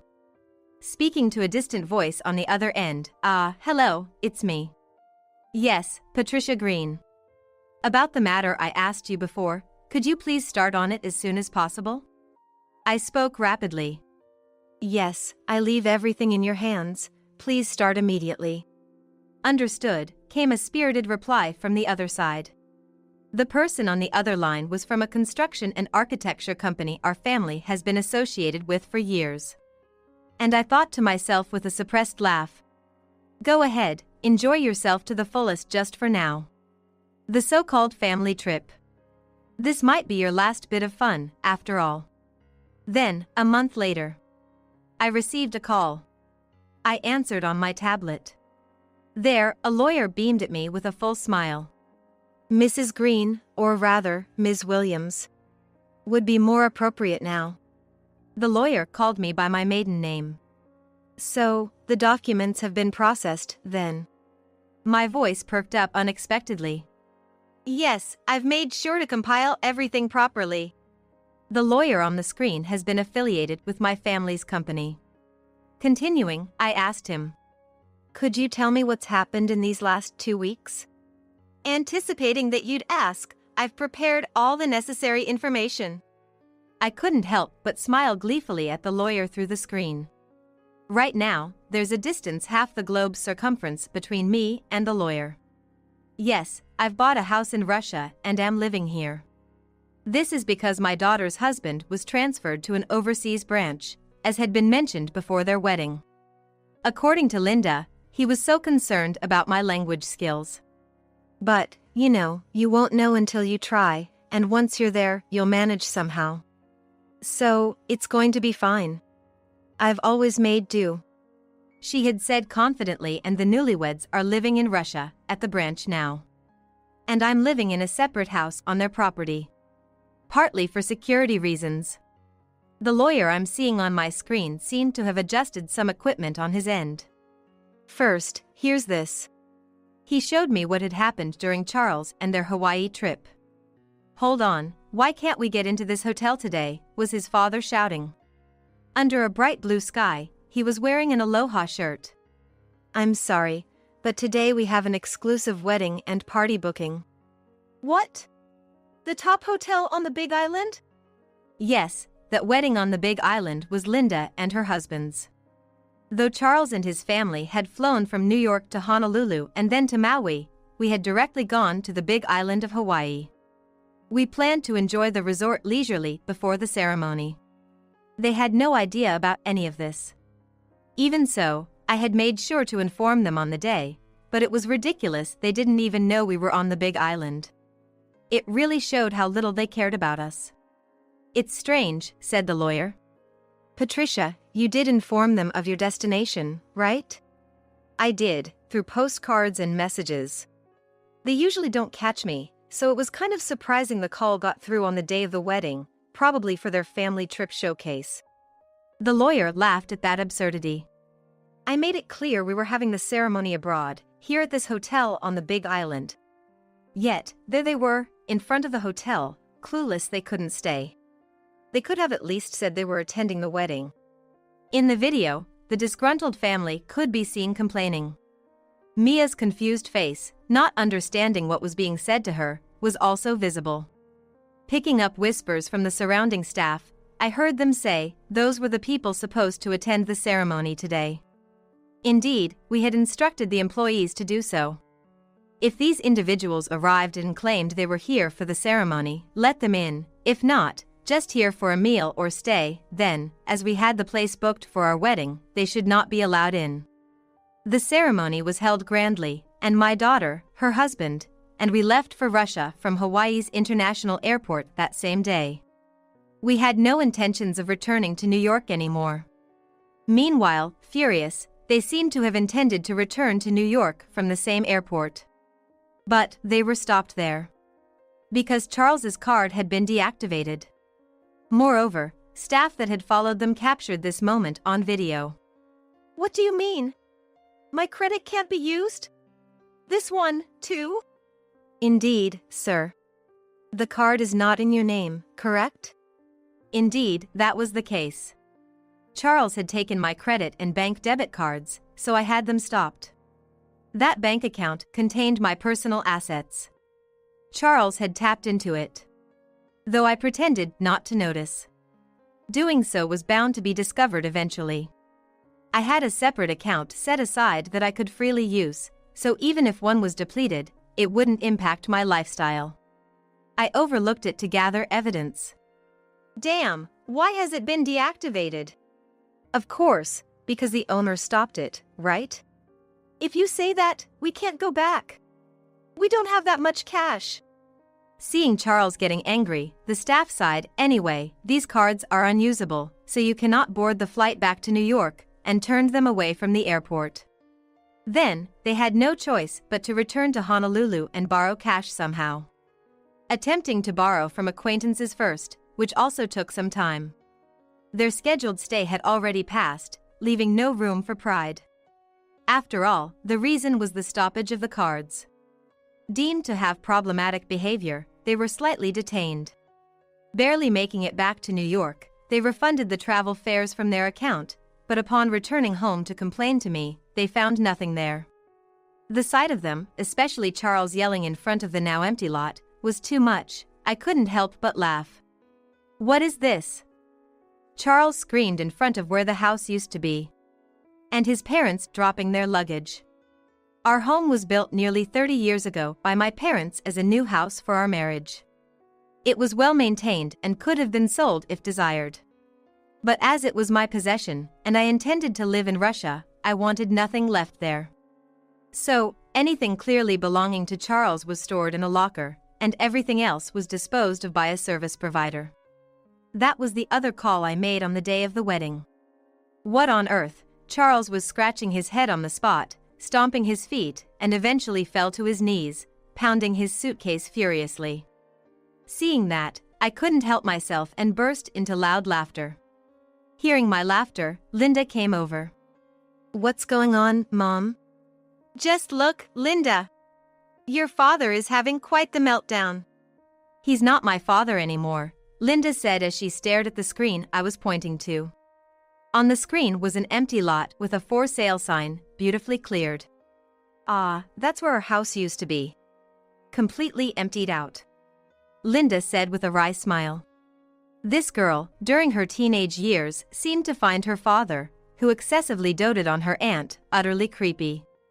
I knew she always said she wanted to cut ties as soon as possible. I'm glad it brings joy to your daughter. He continued. No, seriously, thank you for the entertaining footage. But that's not all, right? I asked. Indeed, that's not all. The lawyer said with a mischievous grin. Next is this, showing Charles with a frustrated look, glaring at something. The lawyer commented. What on earth is this? A slam on the desk could be heard. It's nothing out of the ordinary. Your wife, Patricia, asked for the divorce papers to be filled out. Patricia would never say such a thing. Why would you say that? Charles started to say something, then seemed to have a realization.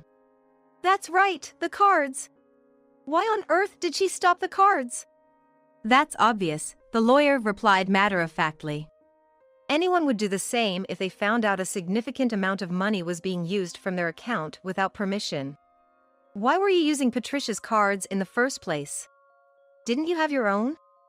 Charles just muttered a stifled sound and fell silent. Or was it that you didn't have enough leeway in your finances?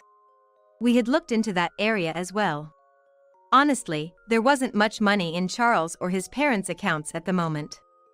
Just a small portion for company operations, and everything else had been siphoned from my savings. He took my card with the selfish interpretation that it was family money. I never gave permission. So, when I said to stop it, that was the end of it. Moreover, after stopping it, we found out a significant amount was embezzled. Embezzlement? No, this was supposed to be marital assets, right? That's not correct. What are you talking about? Didn't you know? The lawyer asked, puzzled. The funds you were using were Patricia's personal assets from before the marriage. From before our marriage? No, that can't be right. Patricia never said anything like that. She probably didn't feel the need to mention it, as long as nothing happened. But something did happen, didn't it? What do you mean? Charles stood up abruptly. Patricia said there's no meaning in being a family with you anymore. At least, your children no longer consider you their father. What are you talking about? That's to be expected. Do you even know which universities your daughter and son went to, what they studied, and who they married? And most importantly, do you know where your daughter's wedding took place? Charles was at a loss for words. The lawyer then informed him about the day and location of Linda's wedding. Charles's expression changed drastically. Could it be, he murmured under his breath. Yes, the hotel you tried to stay at that day. That place, Charles leaned forward. Didn't you hear there was a wedding happening that day? Sure, but I never imagined that the wedding. Why didn't they let us in then? It's quite simple. The lawyer explained the instructions I had given to the hotel. Patricia had already informed you. Why don't you check your smartphone? Haven't you checked it all? Or did you have another phone? Bombarded with questions, Charles remained silent. It makes sense he couldn't connect. Charles probably had multiple smartphones. And he kept the one that could reach me turned off. The continuous lack of read receipts on messages sent had been anticipated. Asking if he had changed his phone would have yielded a new number at best. I deliberately chose not to ask. It was all part of my plan. The evidence of the messages I had sent remained. I had left numerous voicemails. I made sure to sound increasingly agitated, questioning if he was listening, wanting him to see. The same went for the messages. All other methods had been attempted. Yet, Charles had shut out everything that could connect to me. So, the lawyer continued. Patricia will also be filing a lawsuit against you for the misuse of funds, and for neglecting the family, she'll be seeking damages. Oh, and I heard from your family that the financial support for the company will be cut off as well. That can't be! Let me see Patricia, please! Charles pleaded, almost crying. That's pointless. Why? Where is Patricia now? She's certainly not in the USA anymore. Charles's face at that moment was unbearable to watch. After the wedding, Patricia and everyone immediately headed to Russia. Huh? And you were detained, right? By then, they had already leisurely made their way. Hearing this, Charles was visibly shaking with clenched fists. Watching from the side, Linda couldn't help but let out a suppressed giggle. Seeing our reaction, the lawyer asked, "How do you find it?" "Extremely entertaining footage." "Do you have more?" I inquired. "Yes, I do," the lawyer responded. This was recorded recently when the corporate alliance was also dissolved following your finalized divorce. Joseph and I had gone directly to their company. He showed me another video. The funding is cut off? What does that mean? Our company can't survive without your support. This time it was the in-laws who were outraged. Both had faces well tanned from the sun. Yes, well, what's with the suntan? Did you go on a trip somewhere? On the screen, Joseph was asking the FIL. To the wedding, Linda's? Yes. Linda's wedding. It was in Hawaii. Joseph smirked. Actually, I was there that day too. The two in-laws gasped. Of course. It was my lovely niece's wedding. My wife and I attended the ceremony on the Big Island that day. Oh, and by the way, I'm well aware of what you were doing that day too. Sweat streamed down the in-laws' faces. Moreover, you couldn't immediately recall Linda's name, could you? How much interest do you really have in those kids? Joseph seized the moment to press them further. For having just 2 grandchildren, not even remembering one of their names, what does that say about you? Well, those kids never warmed up to us. Warmed up? Have you ever done anything for them? They were both at a loss for words. But then, suddenly, there was the sound of someone bursting into the room. Wow, heavyweight, impressive. How old is this person now?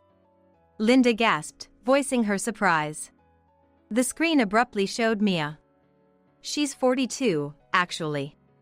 My husband's 10 years older than her. Oh no! She was a parasite single then. Indeed, by today's terms, that was exactly it. Thinking about it, she's been living as a parasite single for 20 years. So, what's she going to do now? I turned back to the screen. How are we supposed to survive if the funding is cut off? What am I supposed to do? Mia was confronting not the lawyer, but her parents. What's going to happen? Well, the divorce is finalized, and as such, we have no reason to finance you anymore, the lawyer said. What? Why did you let the divorce go through?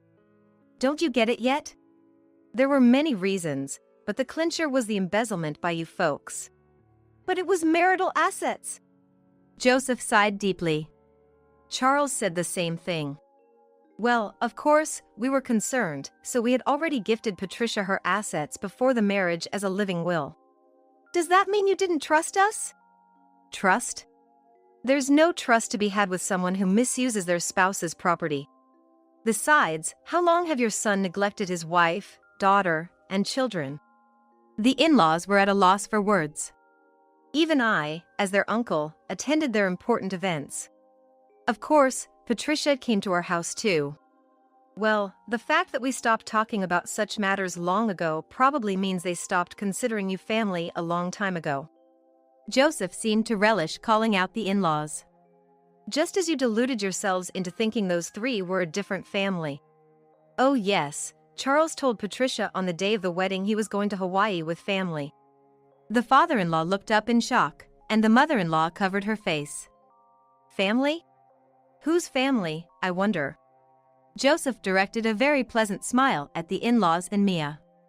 That was the final blow. How was it? Thank you. I'm very satisfied. Please proceed with the next steps. There's not much in the way of procedures left, to be honest. Linda and I exchanged smiles at the lawyer's words. Later on, the lawyer kept us updated. Joseph also reached out from time to time. Firstly, the in-laws' company, unable to secure funding, was on the brink of bankruptcy and was absorbed by Joseph's company. Saving the employees was a must. The assistance to their company was originally because of the quality of what the employees made, not because the in-laws' management was any good. I hadn't heard much about this from the parents, but Joseph explained it anew. The father-in-law was ousted from his position as president. The in-laws sold some land they owned and moved to a rental. Now, they're pondering their future. They apparently aged significantly by the ordeal and facing health issues due to stress. And Charles, belatedly fussing about reserving a spot in a nursing home. He finds it financially challenging to do so now. Charles somehow managed to secure a re-employment opportunity at an acquaintance's company. Given their past relationship, the acquaintance reluctantly agreed to hire him. However, after learning about the divorce and realizing Charles was untrustworthy, his position was downgraded from a permanent employee to a contract worker. It's a clear message: any wrongdoing, and he's out. Though I think it's still too lenient, for the sake of repaying his debts, I hope he keeps the job. As for Mia, well, that's a whole other story. She's currently living in a rental with her parents. After spending 20 years as a parasite single, she's practically incapable of doing anything. Yet, as their savings dwindle, her desperate parents have persuaded her to start visiting the job center. However, her job expectations are too high, making it difficult for her to find employment. Well, that's to be expected. I thought about the possibility of her getting married, but, of course, that's a high hurdle too. I can only marvel at how she spent those 20 years. Meanwhile, our life in Russia is incredibly bright and refreshing. Living abroad comes with its dangers, of course. John, still in New York, calls often, worried, but I reassure him each time that we're okay. I even tell him to visit us sometime, hopefully with a wonderful wife in tow, which makes him shyly evade the suggestion. As long as we choose a safe area, life here is serene. Learning Russian slowly, getting along with other American families, and enjoying the sunny, dry climate makes every day an adventure of pondering, what shall we do next? Divorce has its timing. I won't say my 30 years of married life were all bad. But letting go now has opened up a new chapter for me. I look forward to a fun and energetic life with my daughter and her husband. Jessica, you're in charge of the family dinner tomorrow. Housework and child-rearing have always been the wife's job. I work to support us, so no complaining, okay? Tawny, my husband, said this with a sickening grin as he dumped the responsibility of raising their twins on me. Raising twins was already a handful, yet there was a dinner for 15 relatives. And he was leaving it all to me. I work, so everything else is your job as the wife. That had become a common refrain from her husband. He had no idea how hard it was to care for 5-month-old twins. But that wasn't the only thing he was clueless about. Facing his creepy smile, I replied as if to confirm. The family dinner tomorrow? What are you talking about?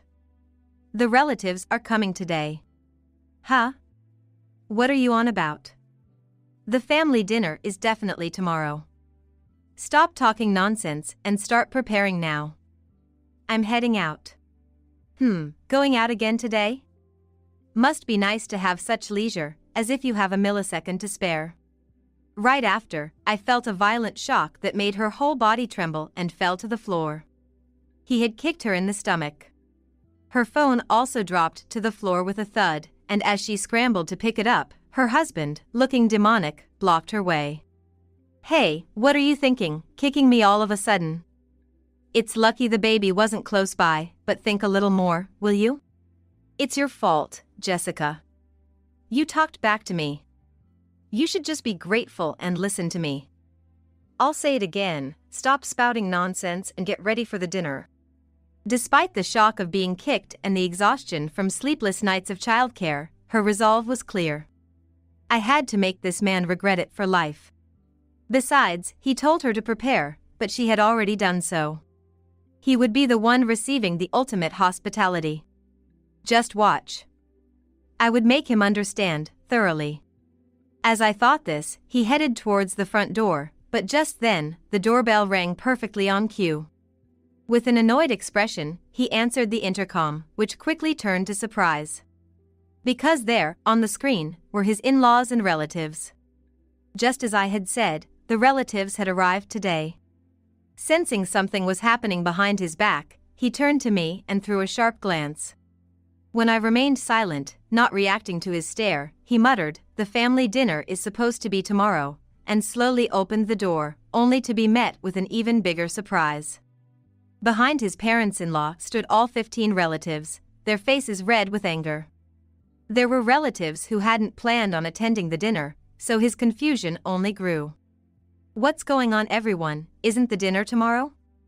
Why the angry faces? Did something happen? Did something happen, you say?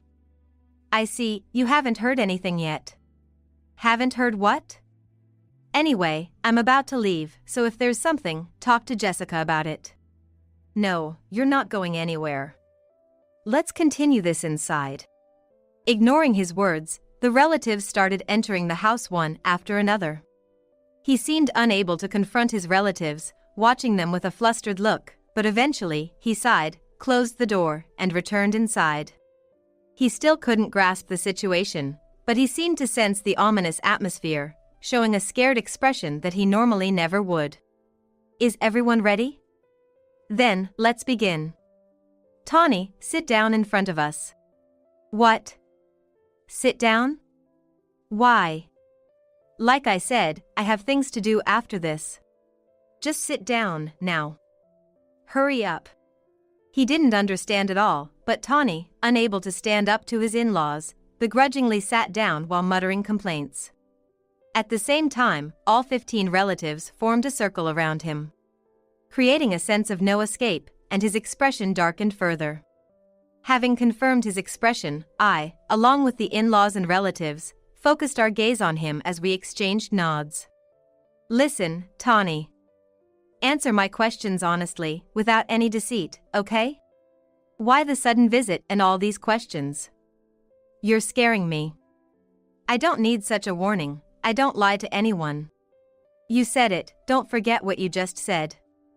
So, first question, how's work going? I've landed a big contract recently. I'm being recognized at the office.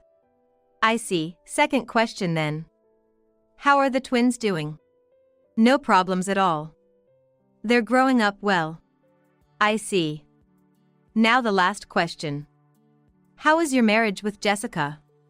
No issues there either. Jessica safely delivered the twins and is perfect with housework and childcare. She's a good wife, supporting her husband.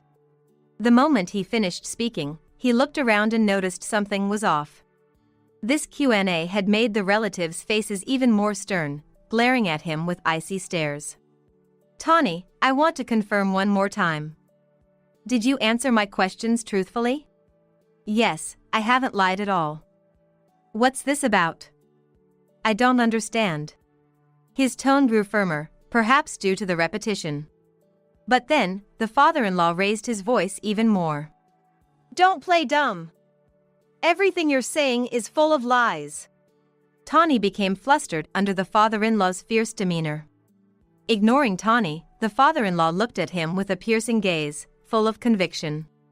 Tawny, you've been bullying Jessica, haven't you? We all know about it now. Huh? Bullying Jessica? On what basis? Are you saying that's why you asked those questions? Gathering everyone here just for that. I'm not bullying her. That's impossible, right, Jessica?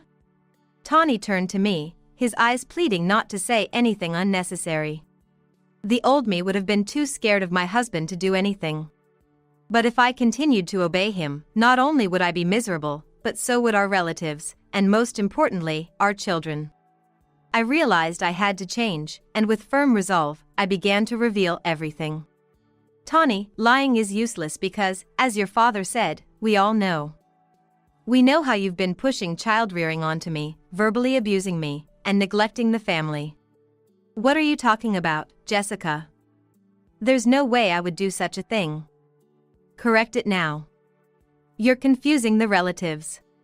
The relatives are confused about your true nature. You've been playing the good husband all along, haven't you? Just to avoid their suspicion. My true nature? What are you talking about? Surely, everyone isn't taking what Jessica is saying seriously, right? Tawny appealed to the relatives again while looking around, but their expressions only grew more stern. He was the only one who didn't understand why this was happening. On the contrary, we all knew everything. To make him understand, the father-in-law spoke up. Haven't you thought about why we are all gathered here? Are you still planning to lie after hearing this? Pulling out his smartphone, the father-in-law asked Tawny while playing an audio recording. Jessica, you're in charge of the family dinner tomorrow, too. Housework and child-rearing have always been the wife's job. I work to support us, so no complaining, okay? Tawny's words to me earlier echoed clearly from the smartphone. His mouth agape, he looked around in disbelief. When he had kicked me, I had my smartphone with me, recording the incident. It wasn't a spur-of-the-moment action, but a result of consistently recording to gather evidence of his bullying. Meaning, there wasn't just one recording. All of them had been sent to the relatives, so the father-in-law played another audio clip. Just a housewife and yet you serve this terrible food? Make it again, fast. If you defy me, we can just get a divorce, right? You'd be the one in trouble, wouldn't you? Tawny's vile words filled the room, silencing everyone. In contrast, Tawny began to panic and started to rant. Jessica, you don't mess with me. Like I said before, lying is pointless. Everyone is here today because I sent them the evidence of the bullying all at once. Finally grasping the situation, Tawny was trembling and his face turned pale. Meanwhile, the relatives' anger became even more apparent, each with deep furrows between their brows. In the tense atmosphere, the father-in-law stepped closer to Tawny. Tawny, you seem to finally understand the situation, huh? Now, tell us everything. Why have you been so harsh on Jessica? From what we've seen, there's no reason for Jessica to be treated like this. What's going on? Tell us. Tawny looked thoughtful, as if searching for an escape route. A sign that he was still only thinking of himself. Unaware of my contemptuous stance, he took a deep breath and nervously began to speak to the father-in-law. It's the job. Actually, things haven't been going well at work. I didn't secure any big contract. In fact, I haven't been achieving anything significant. It's been a growing pressure and mentally draining. I couldn't say anything because I didn't want to let everyone down. Tawny choked up as he spoke of his troubles. He had secured a position at a well-respected company, held in high regard by our relatives. From childhood, through his school years, he worked diligently and never complained, according to what the in-laws and relatives said. I started dating him after I began working, and back then, he was serious, kind, and cherished his family. But 3 years into our marriage, Tawny changed. Yet, he continued to act the same around the relatives, so no one noticed until now. There were times before, even before we were married, when work didn't go well. I kept telling myself I needed to work harder, but I just couldn't get any results. It had nothing to do with Jessica, but I took out my frustrations on her. It was my way of venting. I'm the worst. I'm really sorry. So all those times you visited Jessica in the hospital, it was just to deceive us. Tawny did not refute the father-in-law's words. That meant he was admitting to it. His visits were just to play the good husband, probably not caring about me or our children at all. When I gave him a look of disdain, Tawny sheepishly looked down and then started apologizing profusely, bowing deeply to the floor. Jessica, forgive me. I'll change my ways right this moment. I'll be reborn. Can you give me another chance? Tawny's face was earnest, filled with true remorse and a desire to make amends. But in the next moment, I couldn't help but laugh. The relatives around us were all appalled, some sighing deeply, others shaking their heads or making gestures of disbelief. If they had known nothing, maybe someone would have forgiven him. But that was only if they knew nothing. Tawny noticed the odd reactions and was puzzled, not understanding why I was laughing or why everyone was so appalled, furrowing his brow in confusion. That's when I decided to give him the answer, an important one for my revenge. The thing is, I didn't just send evidence of the bullying to our relatives. Look at this, I sent this to everyone as well. Showing the smartphone screen to Tawny, his face drained of color as fast as the sound could escape. On the screen was a photo of a smitten Tawny with a young, beautiful woman. Jessica, what is this? When did you? And you sent it to all the relatives. Really? Yes, really. Along with the evidence of your bullying, I also sent photos of your affair. She's quite a beautiful nurse, isn't she? I thought she was a model or an actress at first. Tawny had apologized to me and the relatives while hiding the fact of his affair, claiming he wanted to change. I laughed at the pathetic nature of such a man. The relatives, aware of the situation, were naturally appalled. You intended to keep denying it if we said nothing, didn't you? How foolish can you get? Pretending to visit but actually cheating with a nurse. It wasn't about deceiving us, your goal was the affair. How could you cheat while Jessica was about to give birth? The relatives, like the in-laws, expressed their grief and anger. Tawny, who kept piling lies upon lies, looked utterly ridiculous and beyond redemption. Desperately searching for excuses, he seemed not to have imagined that I knew about the affair, unable to find any excuse that could save him in this situation, his eyes darting around. So, Tawny, you had plans to go out today, but it was to meet your affair partner, right? No, that's not it. It's a misunderstanding, Jessica.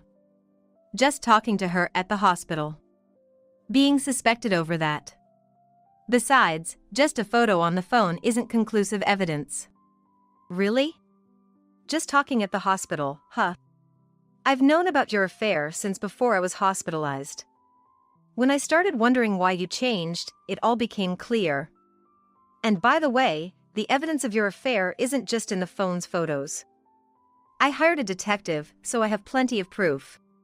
I handed Tawny an envelope that I had prepared in advance, and with trembling hands, he pulled out its contents. There were loads of photographs from the investigation report, showing him in the act of cheating. I chose the hospital where your affair partner works as part of the plan. You cheated openly, not knowing anything. It's unbelievable. You chose the hospital just to keep an eye on me? That's going too far. Why would you go to such lengths? You did something terrible, Tawny. It's not just because of work pressure or stress, right? You were planning to make me miserable and drive me to divorce, weren't you? How can you do such a thing after having children? That's not something a decent person would do.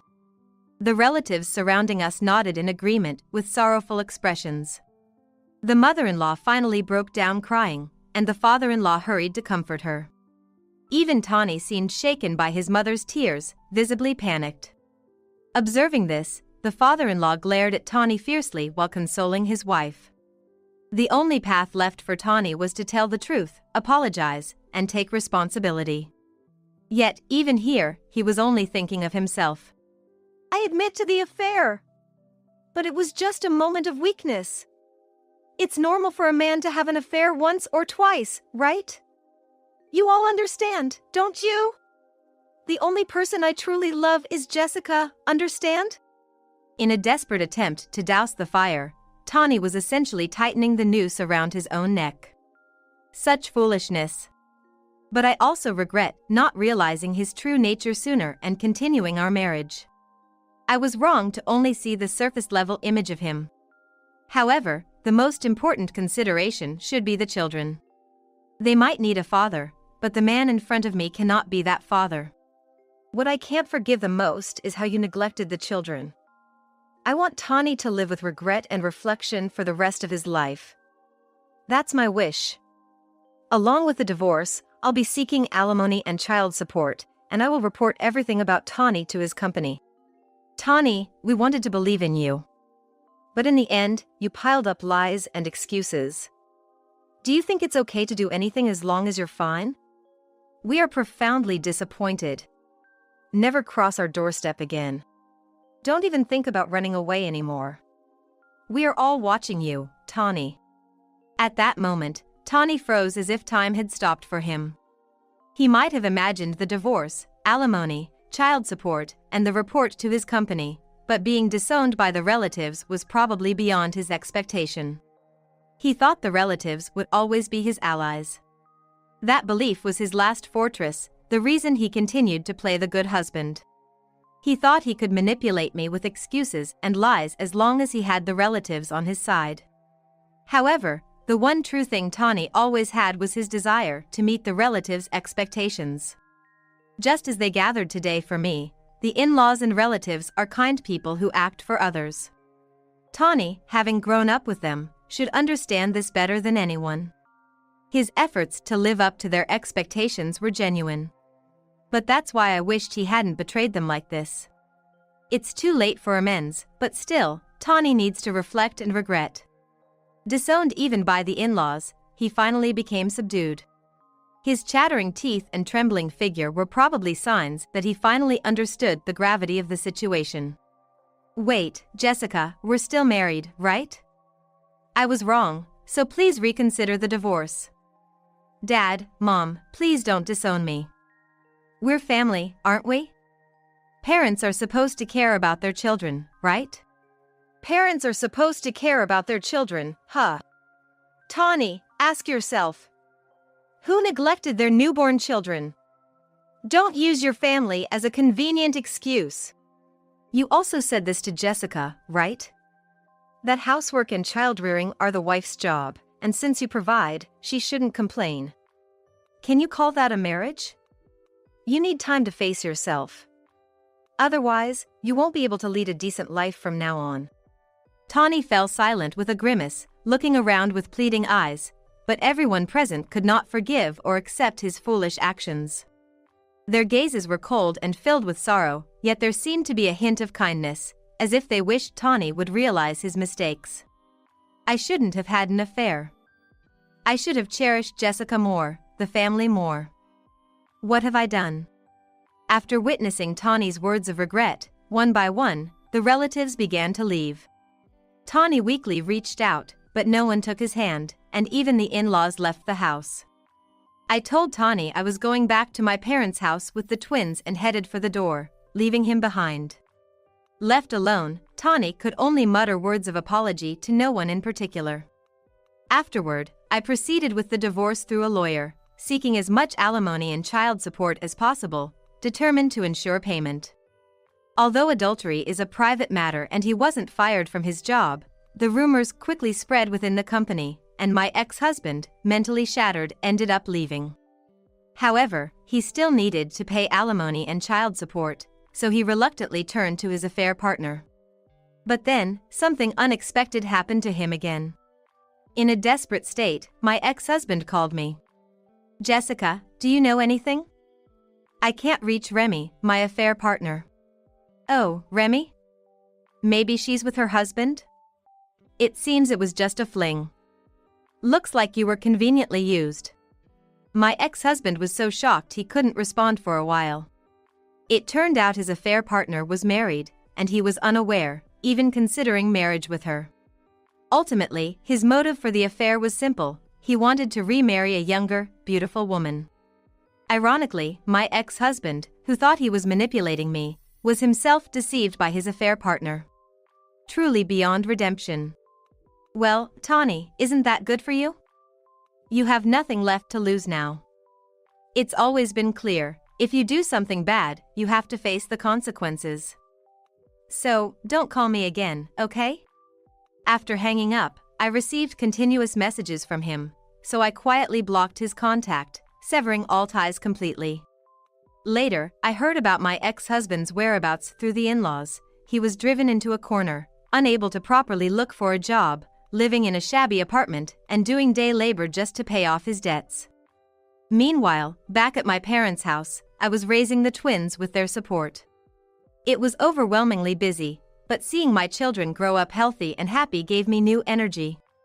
Years later, I remarried, and now I'm living happily with my new family. Of course, not everything is smooth sailing, and there will be challenges ahead. But it makes me think again. Being able to share joy, sorrow, and hardship is what being a couple and a family is